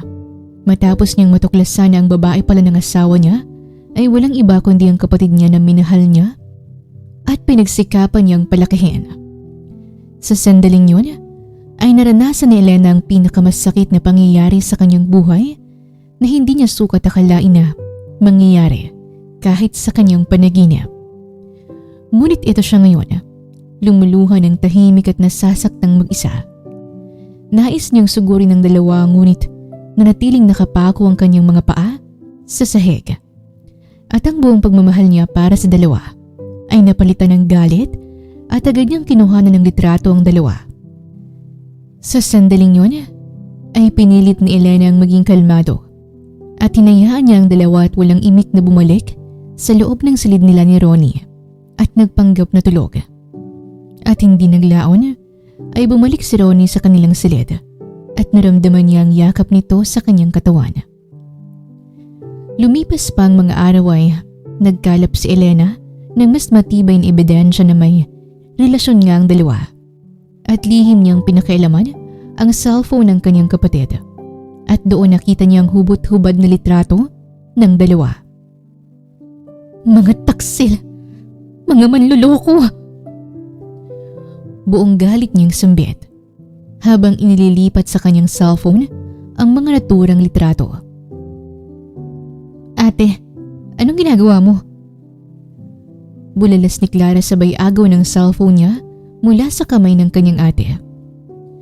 Bakit mo pinapakilaman ng cellphone ko? Dati-dati naman ay malaya kung hiramin ang cellphone mo, di ba? Bakit ngayon parang ayaw mong hinahawakan ko yan? May tinatago ka ba sa akin? Wala akong tinatago. Nagulat lang ako na hawak mo ang cellphone ko. Wala kang kinalkal dito? Wala. Kasi inibar mo na pala ang password. Anong password niyan? Pahiram naman ako. Wika ni Elena at nag-alinlangan si Clara. Ate, mamaya ako nalang ipapahiram sa'yo kasi may hinihintay pa akong tawag mula sa trabaho ko. Hindi. Gusto kong hiramin yan ngayon na. Demanda ni Elena at humigpit ang pagkakahawak ni Clara sa kanyang cellphone. Sige na nga, mamaya ko nahihiramin yan. Nga pala, sumunod ka sa akin sa baba at kakain na tayong dalawa. Sambit ni Elena bago tinalikuran ang kapatid at nakahingang maluwag si Clara. Lumipas pang isang linggo ay dumating ang gabi ng 3 anibersaryo ni na Elena at Ronnie. Ginanap ito sa isang marangyang ballroom ng isang hotel. Naroon ang pamilya ni Ronnie, ang mga business partners at ang malalapit na kaibigan. Si Elena ay napakaganda sa kanyang pulang gown, habang si Ronnie naman ay mukhang hindi mapakali sa kanyang suit at nandoon ang pamilya ni Ronnie. Si Clara naman ay nakasuot din ng magarbo at laging nakabuntot sa mag-asawa at umaaktong parang perpektong kapatid. Ate, ang ganda ng event na to. Proud na proud ako sa inyo ni Kuya Ronnie. Peking sambit ni Clara at ngumiti si Elena dito. Salamat, Clara. Malaking sorpresang naghihintay mamaya. Siguradong matutuwa ka. Talaga, ate? May sorpresa ka sa akin? Hindi na ako makapaghintay. Sagot ni Clara. Hindi nagtagal ay nagsimula ng programa. Dumating ang sandali para sa tribute video ng mag-asawa. Namatay ang mga ilaw at tumutok ang atensyon ng lahat sa malaking screen at sa gitna ng stage ay nandoon si Elena at Ronnie. Maraming salamat sa lahat ng dumalo at napakasaya naming ibahagi sa inyong kwento ng aming pagmamahal ng aking asawa. Anunsyo ni Elena. Nagsimula ang mga video sa mga sweet photos ni Elena at Ronnie. Mga kuha sa kanilang kasal, sa mga travel nila, at sa mga simpleng sandali sa bahay.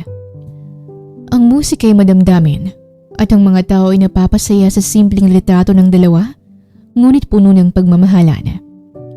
Subalit ang kasunod nito ay ang pag-flash sa screen ng mukha ni Clara at Ronnie na magkalapat ang labi sa harap ng minibar at maging ang hubot-hubad na katawan ng dalawa. At nataranta si Clara habang si Ronnie naman ay natutunaw sa hiya. Ano ito? Sigaw ng ama ni Ronnie habang ang ina nito ay halos himatayin sa kahihiyan. Mama, Papa, yan lang naman ang kahayupang ginawa ng anak mo sa akin at ng pinakamamahal kong kapatid. Buong puot na sambit ni Elena at bumaba ng stage at lumapit sa kapatid. Ate Elena, hindi yan totoo. Utal na sambit ni Clara, ngunit walang bahid ng awa ang mga titig ni Elena para dito. Anong hindi totoo, Clara? Ang relasyon mo sa asawa ko o ang buong pagkatao mo? Wala kaming relasyon, Elena. Wala? Bigkas ni Elena, sabay sinampal ang mukha ng kanyang sariling asawa. Hayop ka? Minahal kita ng sobra-sobra, Ronnie. Binigay ko sa iyong pagmamahal ko, ang tiwala ko, ang katawan ko, ang buong pagkatao ko. Lahat, binigay ko sa iyo. Ate, wala akong kasalanan. Pinilit lang niya ako at isa ka pa. Bigkas ni Elena at sinampal niyang magkabilaan si Clara. Isa ka pa, Clara! Halos ibigay ko sa iyong lahat. Ang lahat-lahat, Clara! Ang lahat-lahat! Ate, buong buhay ko'y wala akong ibang iniisip kundi ikaw. Buong buhay ko'y kaligayahan mong iniisip ko. Maging masaya ka lang upang hindi mo maramdaman na kulang ka. Na wala na tayong pamilya. Hindi baling ako na lang ang maghirap, wag lang ikaw. Ganon kita kamahal, Clara. Ganon kita kamahal. Mahal ko ang asawa mo, ate. Sagot ni Clara at isang malutong na sampal ang ginawad ni Elena sa pagmumuka ng kapatid. At ang landi-landi mo! Paano mo nagawa sa akin to, Clara, ha? Ni minsan hindi ko naranasan ng unahin ng sarili ko dahil hindi lang ako ang ate mo. Ako rin ang tumayo bilang ina't ama mo pati kaibigan mo. Ate, lahat ng gusto mo binigay ko. Mula sa damit, short, maging panty at bra ko binibigay ko sa'yo. Lahat ng gusto mo hindi ko pinagdamot sa'yo pati pangarap mo. Kulang na lang pati ang pagkain subo kay iluwa ko para lang ibigay sa'yo. Ngayon ko lang inisip ang sarili ko, Clara. Ngayon lang. Pero Clara, pati ang asawa ko gusto mo rin kunin? Oo. Gusto ko rin si Ronnie at mahal ko siya. At hindi ko kasalanan kung pinatulan niya ako dahil mas maganda ako sa'yo. Mas bata, mas maputi, at mas masarap. Masisisi mo ba siya kung pinatulan namin ng isa't isa? Wala tayong relasyon, Clara. Pinagpipilitan mo lang ang sarili mo sa akin. Pero gusto kita, Ronnie. At lahat ng gusto ko'y nakukuha ko. At kukunin kita mula sa kanya. Sambit ni Clara at napailing si Elena. Hindi na kita kilala, Clara. Hindi na ikaw ang kapatid na kilala ko. Sino ka ba? Hindi na ikaw ang kapatid ko. Hindi ko hiling na kilalanin mo pa ako. Kahit kalimutan mo na ako, hindi ako masasaktan. Sa bagay, malaki ka na. Marunong ka nang lumandi sa asawa ng iba. Kaya mo ng sarili mo, Clara.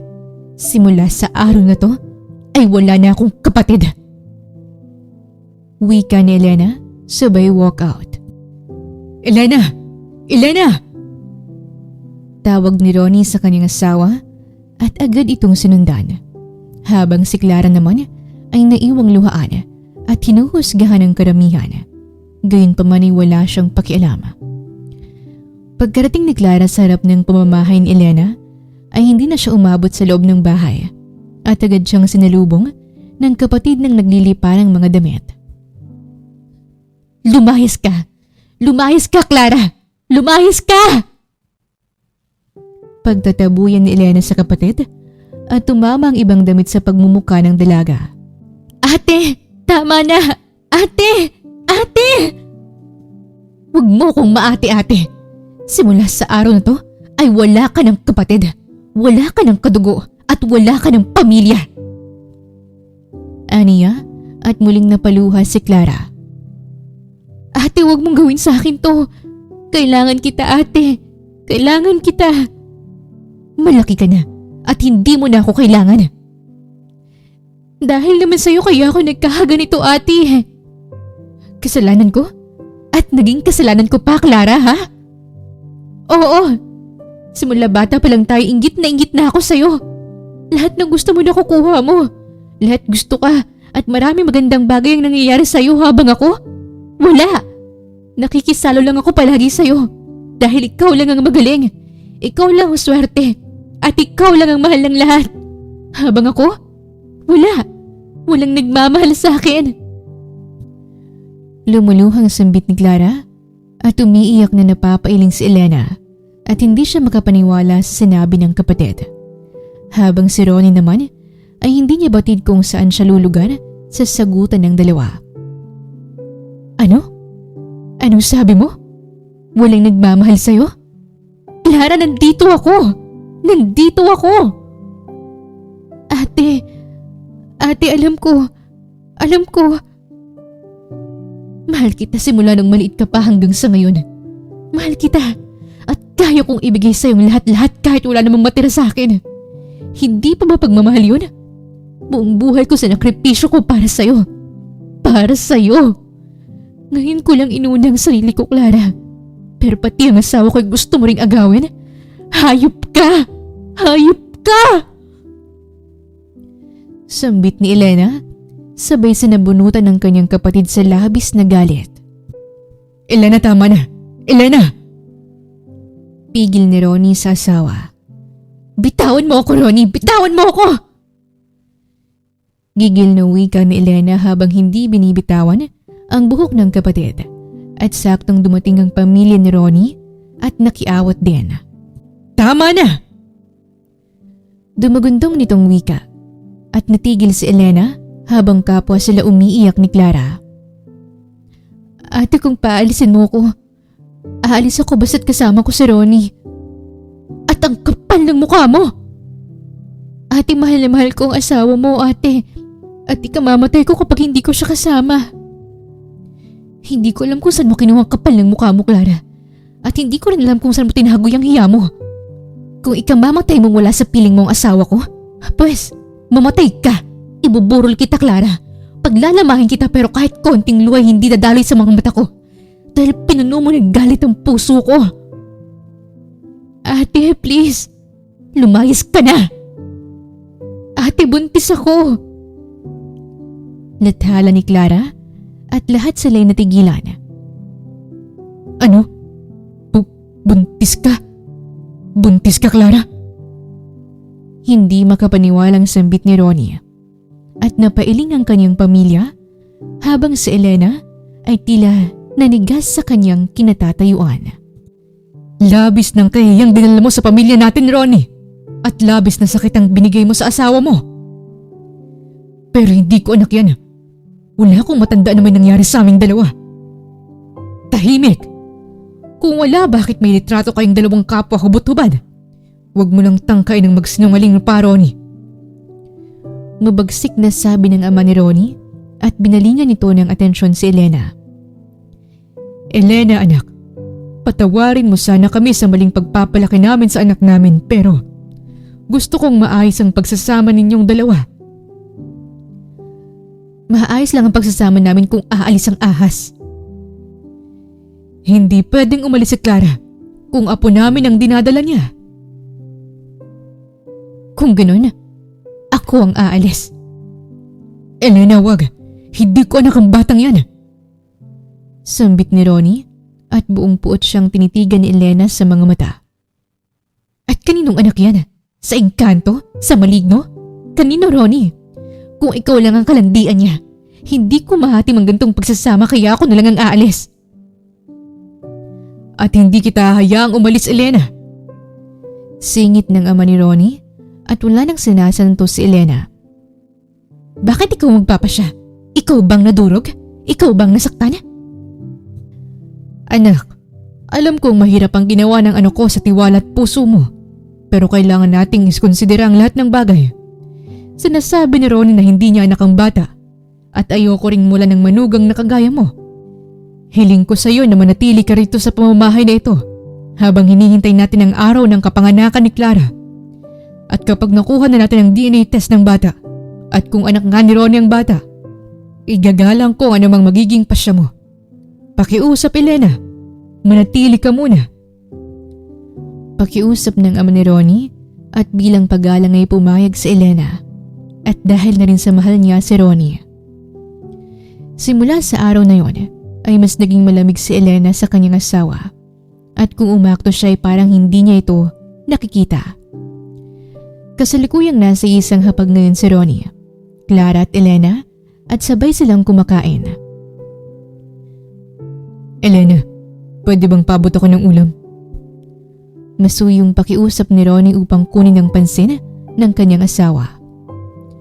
Akmang kukunin na sana ni Elena ang ulam nang hawakan din ito ni Clara at matalim na nagkatitigan ng magkapatid. Ikaw na. Total, ito naman ang papel mo na gusto mo. Ang maging ako. Sambit ni Elena at hindi nagpatalo si Clara. Huwag kang umastang nalalamangan. Inggit ka lang dahil buntis ako at asawa mong ama. Wika ni Clara at pilyang ngumiti si Elena. Kahit ilang beses ka pang magbuntis, Clara, ay wala ka pa rin magagawa. Kahit 10 beses ka pang manganak, kahit laspagin mo pa ang sarili mo, hindi pa rin nag-iiba ang papel mo. Ang mga anak mo ay mananatiling bastardo, samantalang ikaw ang mabubulok bilang kabet. Tura ni Elena, sabay tayo mula sa kanyang kinaupuan. Excuse me, wala na akong ganang kumain. Dugtong niya, tsaka nag-walk out. Elena! Elena! Sigaw ni Ronnie at tumayo mula sa kanyang kinaupuan upang sundan ang asawa. Ronnie, saan ka pupunta? Sa sulok na hindi kita makikita. Tura ni Ronnie at hinabol ang kanyang asawa. Kinagabihan ay kasalukuyang nakatayo si Elena sa harapan ng kanilang bintana at dinadama ang hangin na humahaplos sa kanyang balat. Nang lapitan siya ng kanyang asawa at hinalikan nito ang kanyang balikat. Huwag mo kong halikan at nandidiri ako sa'yo. Kahit hininga mo'y ayaw kong marinig. Ani at napabuntong hininga si Ronnie. Elena, alam kong mahirap paniwalaan pero mahal kita. At ni minsan ay hindi nabaling sa ibang pag-ibig ko. At tapat ang pagmamahal ko sa'yo. Dapat ba akong maniwala o dapat ba akong mandiri sa mga sinasabi mo, Ronnie? Kung ako lang ang mahal mo, bakit nabuntis mo kapatid ko? Elena, kung tunay man na may nangyari sa aming dalawa, ay 1 beses ko lang yung nagawa. Bakit? Ilang beses ba dapat? Pinagmukha mo akong tanga, Ronnie. Pinagmukha niyo akong tanga. At alam mo ba kung gaano to kasakit sa akin? Mahal ko kayong dalawa, ngunit kayong dalawa rin ang dumurog sa akin. Ano bang naging kasalanan ko sa inyo para saktan niyo ako ng ganito? Nagkulang ba ako, Ronnie?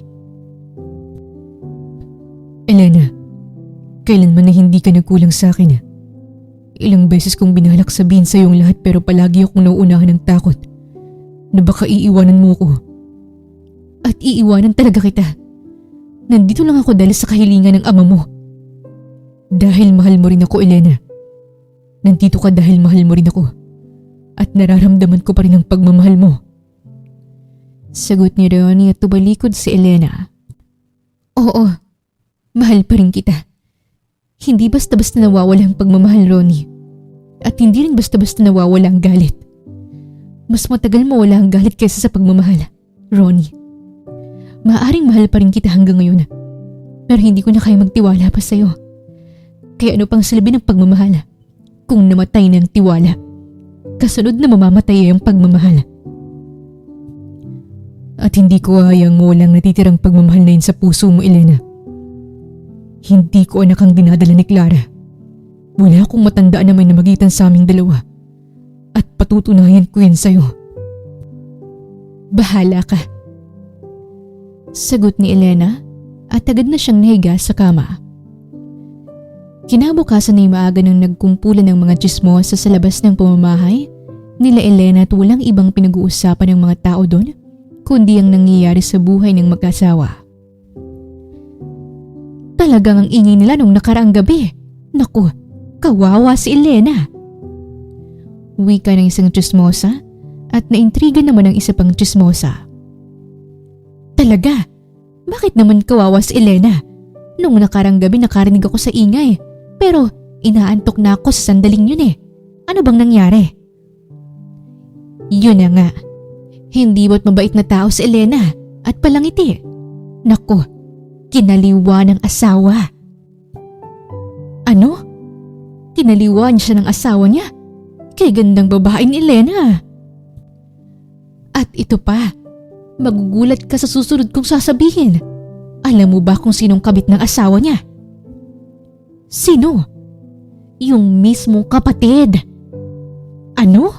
Yung kapatid na maputi at medyo maldita? Ay hayop pala. Tura ng isang tsismosa at narinig ito ni Adonis at lumapit siya sa mga tsismosa. Ngulang galang na po, Aling Edna. Sinong buntis? Si Clara, yung magandang dalaga na kapatid ni Elena. Buntis siya sa asawa ng kapatid niya. Lathalan ng tsismosa at nanlaki ang mga mata ni Adonis sa narinig. Buntis siya? Oo nga, buntis nga. Sagot ng chismosa at nakita ni Clara ang dalawang chismosa kahit maldita niyang nilapitan ng mga ito. Hoy, mga walang hiya! Kay aga-aga pa ng panahon ay buhay ng ibang pinag-uusapan yung dalawa. Umalis nga kayo rito sa harapan ng pamamahay namin. Alis! Pagtatabuyan niya sa mga ito at agad na umalis ang mga chismosa. Pagkatalikod ng mga taong may makukulit na dila ay nagkatitigan ang mga mata ni Adonis at Clara. Clara, sandali! Pigil niya sa dalaga at taas kilay siya nitong hinarap. Ano bang ginagawa mo dito? Di ba tinanggal na kita? Umalis ka na! Wika ni Clara, sabay tinalikuran ng lalaki.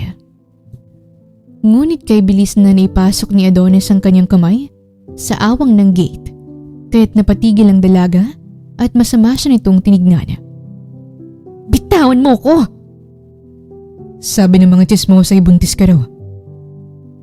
At ano naman ang pakialam mo? Sabihin mo sa akin ang totoo. Akin bang batang dinadala mo? Bitawan mo nga ako at pwede bang manahimik at baka may makarinig sa'yo? Kung ganun, akin nga ang batang yan. Bitawan mo ako, sabi! Sagutin mo ang tanong ko, Clara. Akin bang batang dinadala mo? Mariing tanong ni Adonis at buong persang kumuwala si Clara mula sa pagkakahawak ng binata. Ano bang pinagsasabi mo? Hindi mo anak ang anak ko. Walang ibang amang anak ko kundi si Ronnie lamang. At ikaw? Wag na wag ka nang babalik sa pamamahay na to. Maliwanag ba? Sambit ni Clara, sabay tinalikuran ng lalaki at padabog na bumalik sa loob ng pamamahay at nakasalubong ni Clara si Berna. Kanina ka pa ba dyan, Berna? May narinig ka ba? Ngayon lang ako nakarating dito. Bakit? May kailangan ba akong marinig? Wala naman. Siguraduhin mo lang na wala kang narinig, Berna. Dahil mananagot ka sa akin. Talaga ba?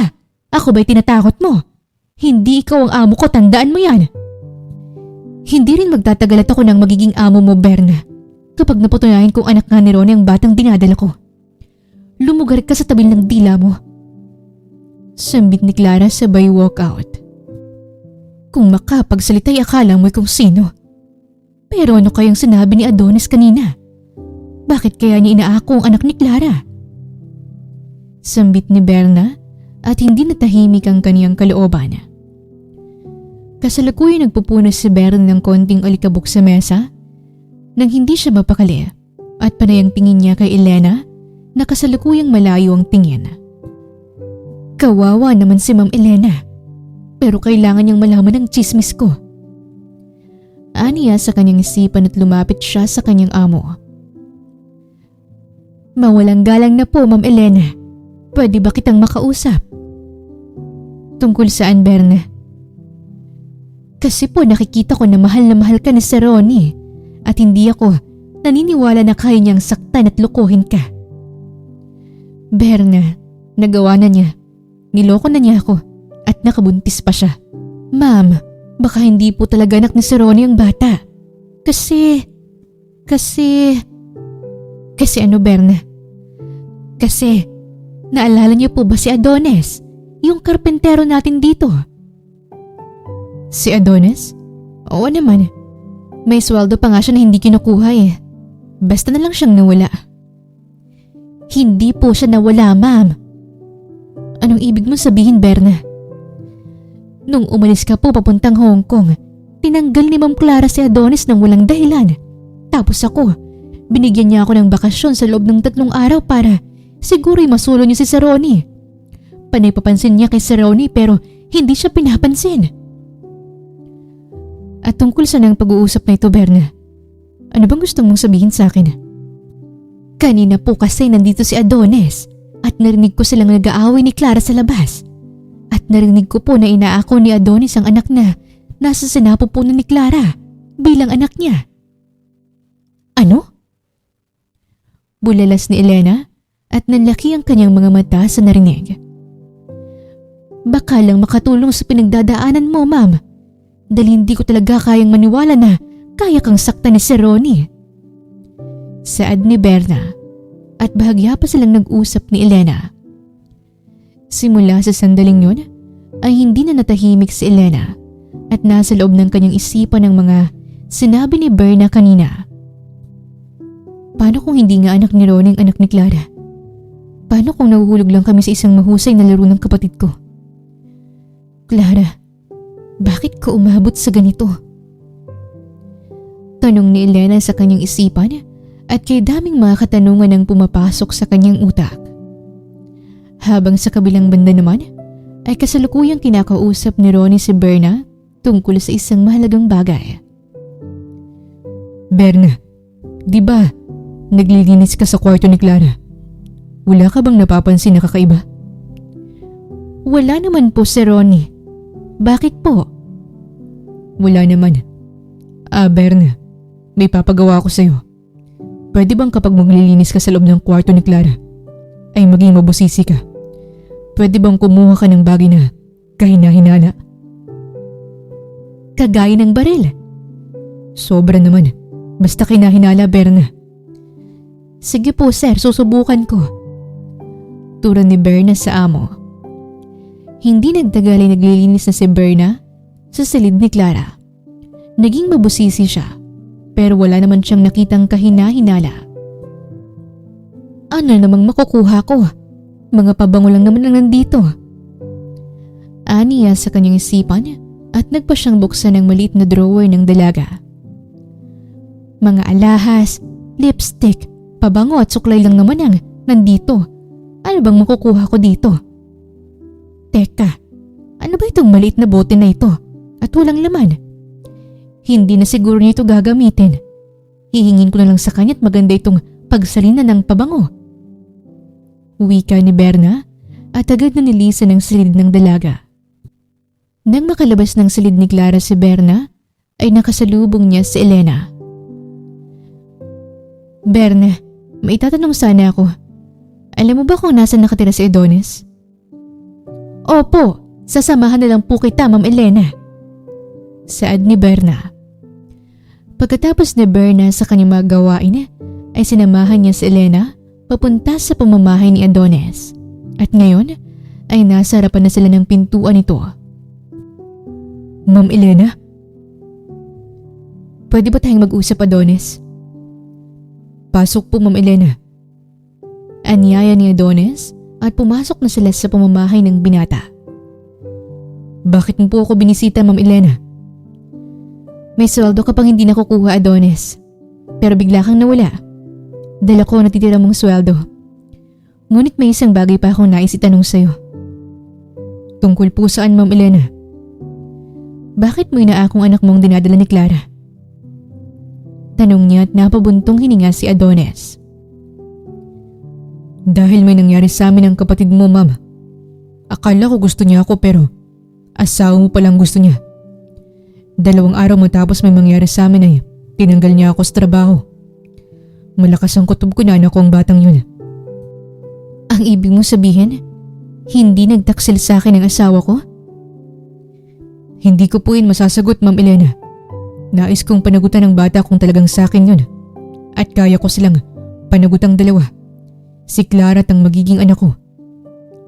Sambit ni Adonis at bahagya pa silang nag-usap ni Elena hanggang sa nilisan na ni Elena ang pamamahay ng binata.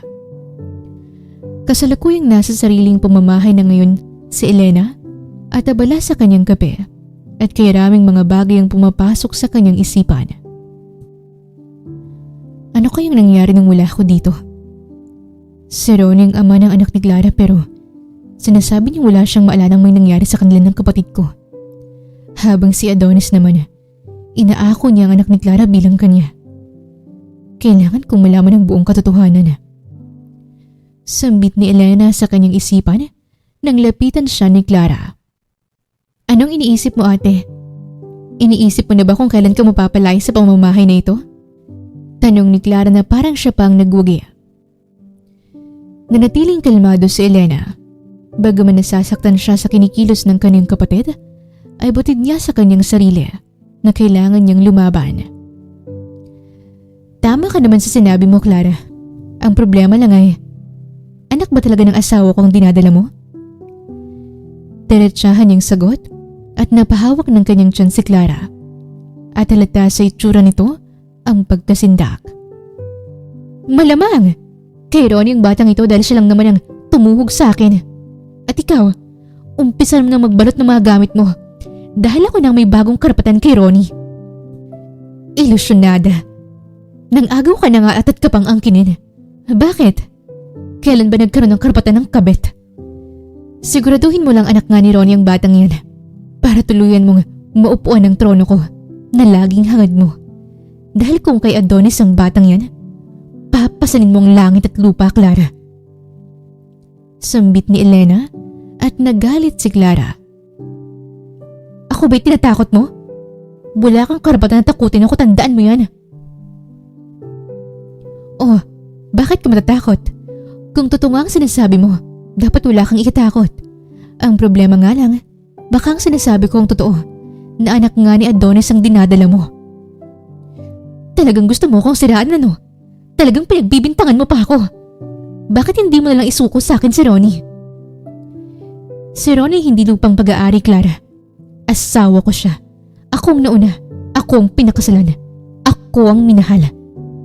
Ako ang nabuntis niya. Kaya anong karapatan mo? At anong karapatan ng pinagbubuntis mo at maging ikaw?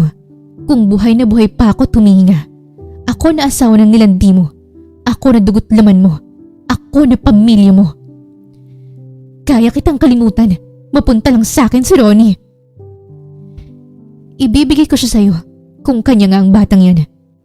Pero sa oras na malaman kong hindi ako pinagtaksalan ng asawa ko, kahit ni isang beses man lang, aalis ka ng pamamahay na ito at tuluyan kitang kakalimutan. Walang niya ka talaga. Ang dapat sa'yo mo, wala ka sa mundong ito. Wala akong kapatid na madamot katulad mo. Galit na sambit ni Clara, sabay sinabunutan ng buhok ni Elena. Hindi nagpatalo si Elena at sinabunutan niya rin si Clara at sa labis nilang pagtutunggalian ay napasalampak sa sofa si Clara at pinababawan siya ni Elena habang sabunot nilang buhok ng isa't isa. At sa lahat ng bagay na binigay ko sa'yo, Clara, ang asawa ko lang pinagdadamot ko sa'yo, Clara. Sagot ni Elena at nakita ni Berna ang nangyayaring kaguluhan. Ma'am Clara! Ma'am Elena! Tama na po! Tama na po!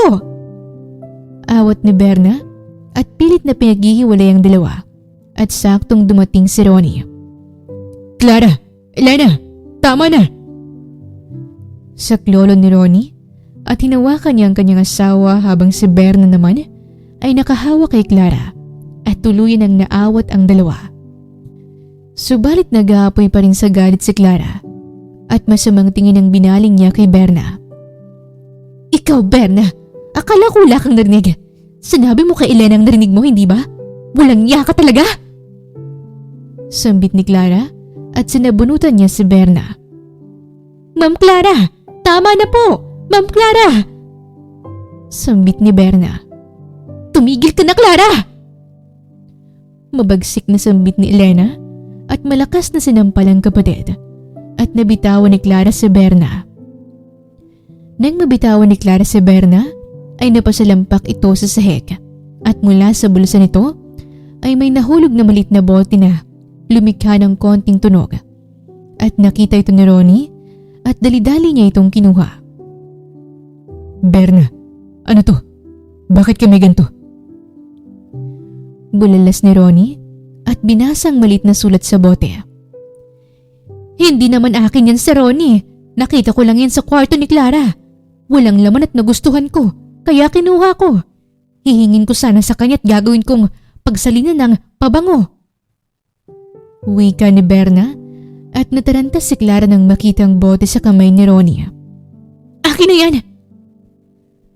Apura ni Clara at inago ang bote sa kamay ni Ronnie. Ni isa sa inyo wala kayong karapatan ng pakialaman ng gamit ko. Dugtong ni Clara at tinago sa kanyang likuran ng bote. Sedatives yan, Clara. Akin na nga yan. Bigkas ni Ronnie at inago mula kay Clara ang bote.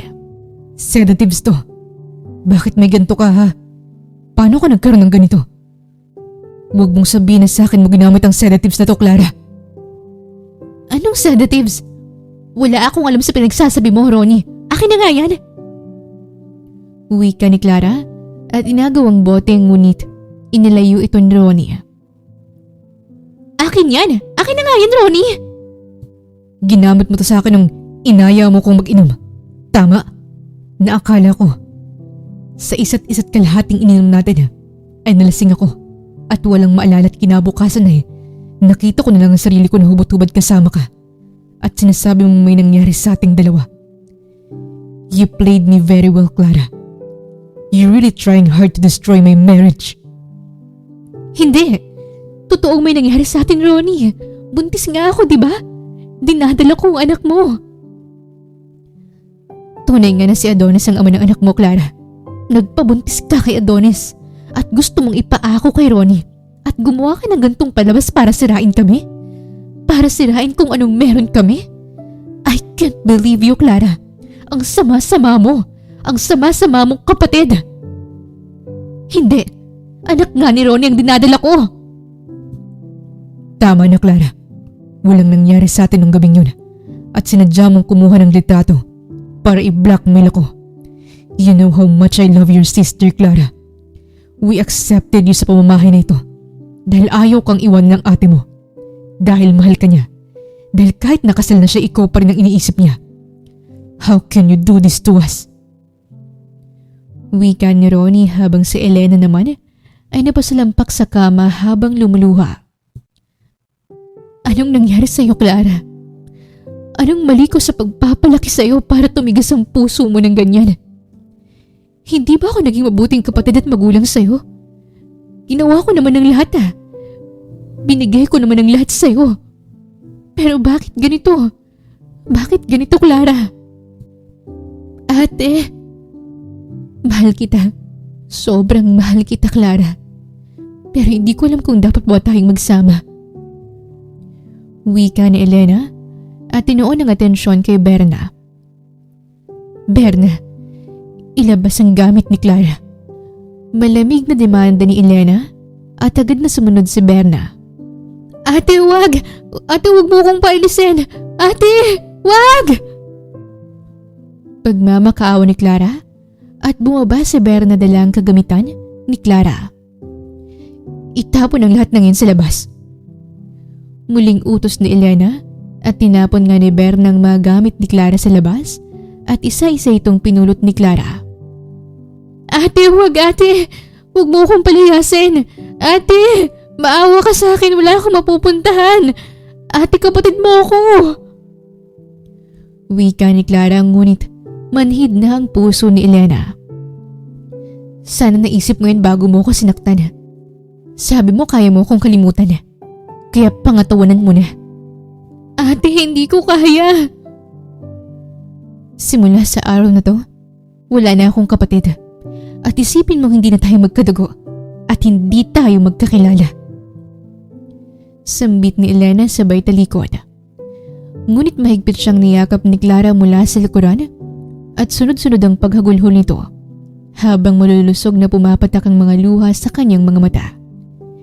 Hindi ba to si Elena kaya't lumuluha din ang kanyang mga mata.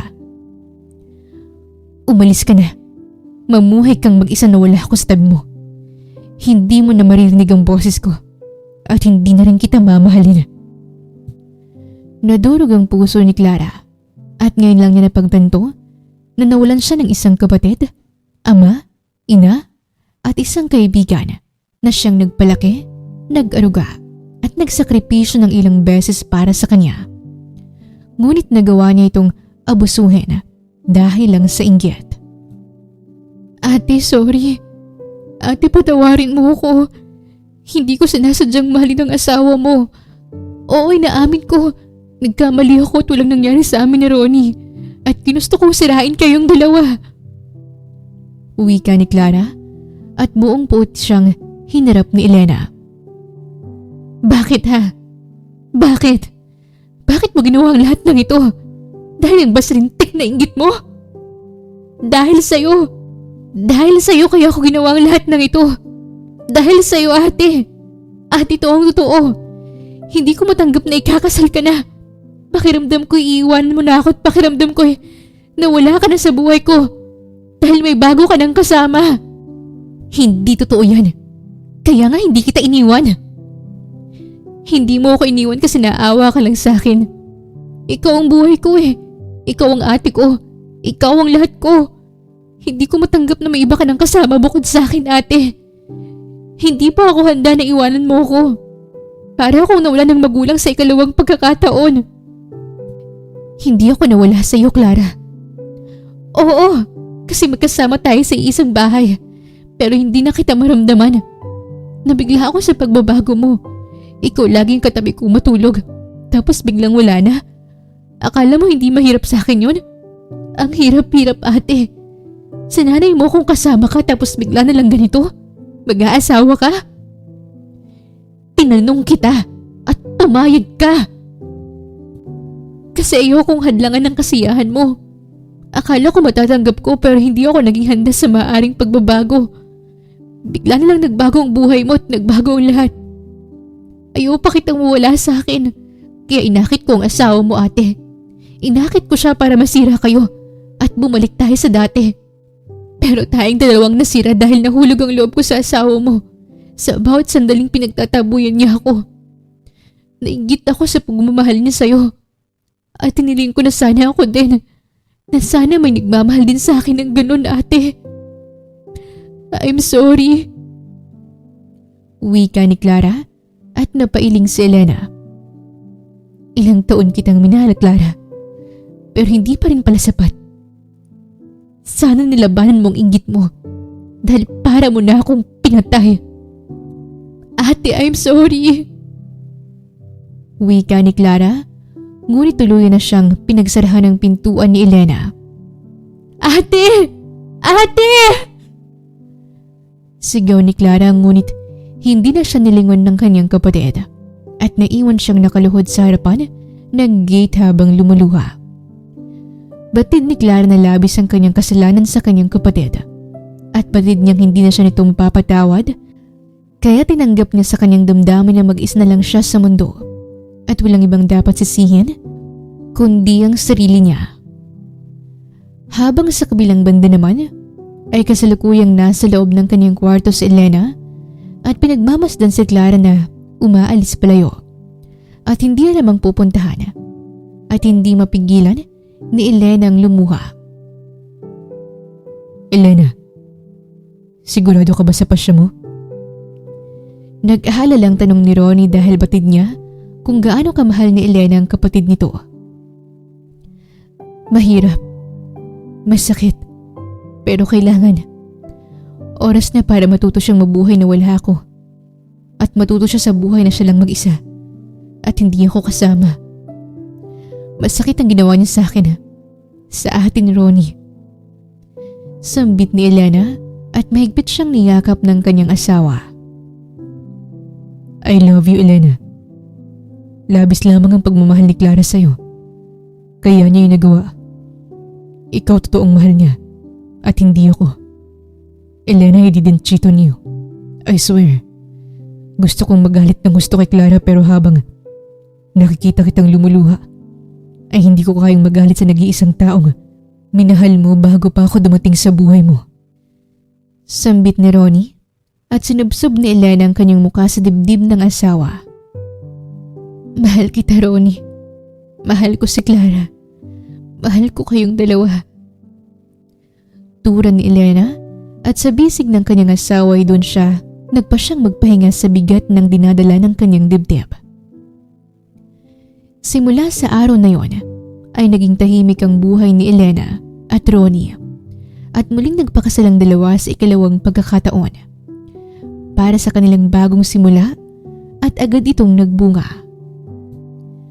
Lumipas ang 2 taon ay kasalukuyang pinapatulog ni Elena ang kanyang anak at habang ginagawa niya ito ay naaalala niya si Clara. Ganto ka rin noon, Clara. Nung maliit ka pa. Kailangang palupaluin ang puwet mo para makatulog ka. Kumusta ka na kaya? Tanong ni Elena sa kanyang isipan at nangungulila sa kanyang kapatid.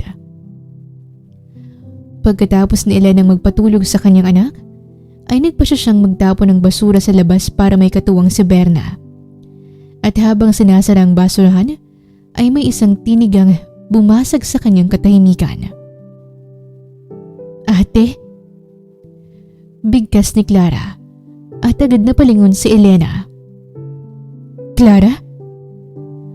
Bulalas ni Elena at bumalandra sa kanyang mga mata si Clara. Suot ang elegante nitong damit. "Ate, nais ko sanang humingi ng tawad ulit." Wika ni Clara at akmang luluhod ito sa harapan ng kapatid ng yakapin nito ng kahigpit ni Elena. "Nangungulila ako sa iyong bata ka, Clara. Hinahanap-hanap kita."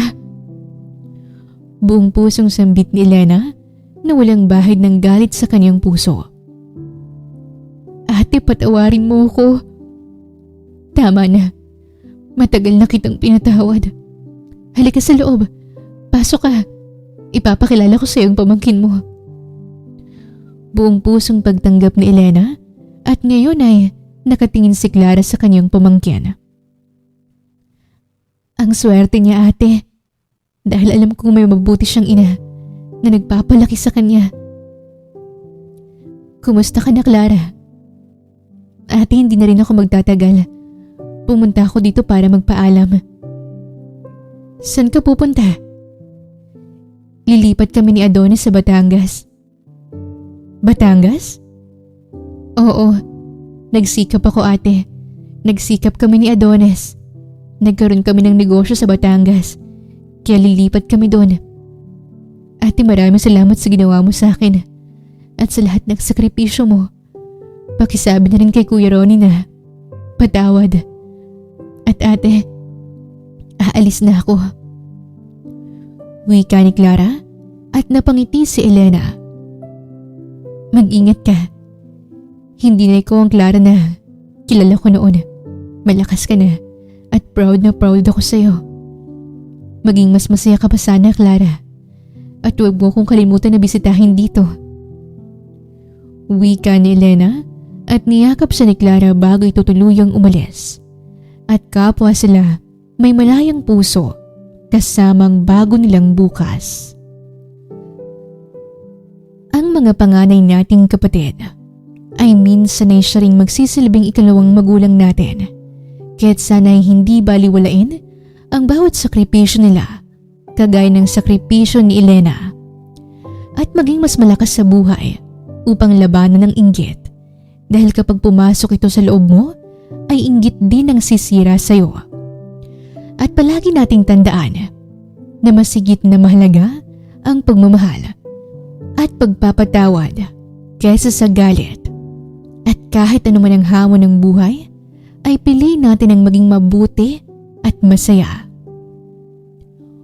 Wakas! Maraming salamat po sa inyong pakikinig. Sana'y nagustuhan niyo ang kwentong pag-ibig ni Elena at Ronnie. Sana'y naghatid sa inyo ang kwentong ito ng aral, pagmamahal at inspirasyon. Shoutout din pala sa ating mga avid listeners na sina Mila Del Rosario from Sorsogon, Wesley Naminok from Arab Albaha, Vicky Figueroa from Austria, Europe, Pasita Eliazar from Ontario, Canada, at Janalyn Martinez from Lucena City. At sa lahat po ng nakikinig ngayon, maraming salamat po.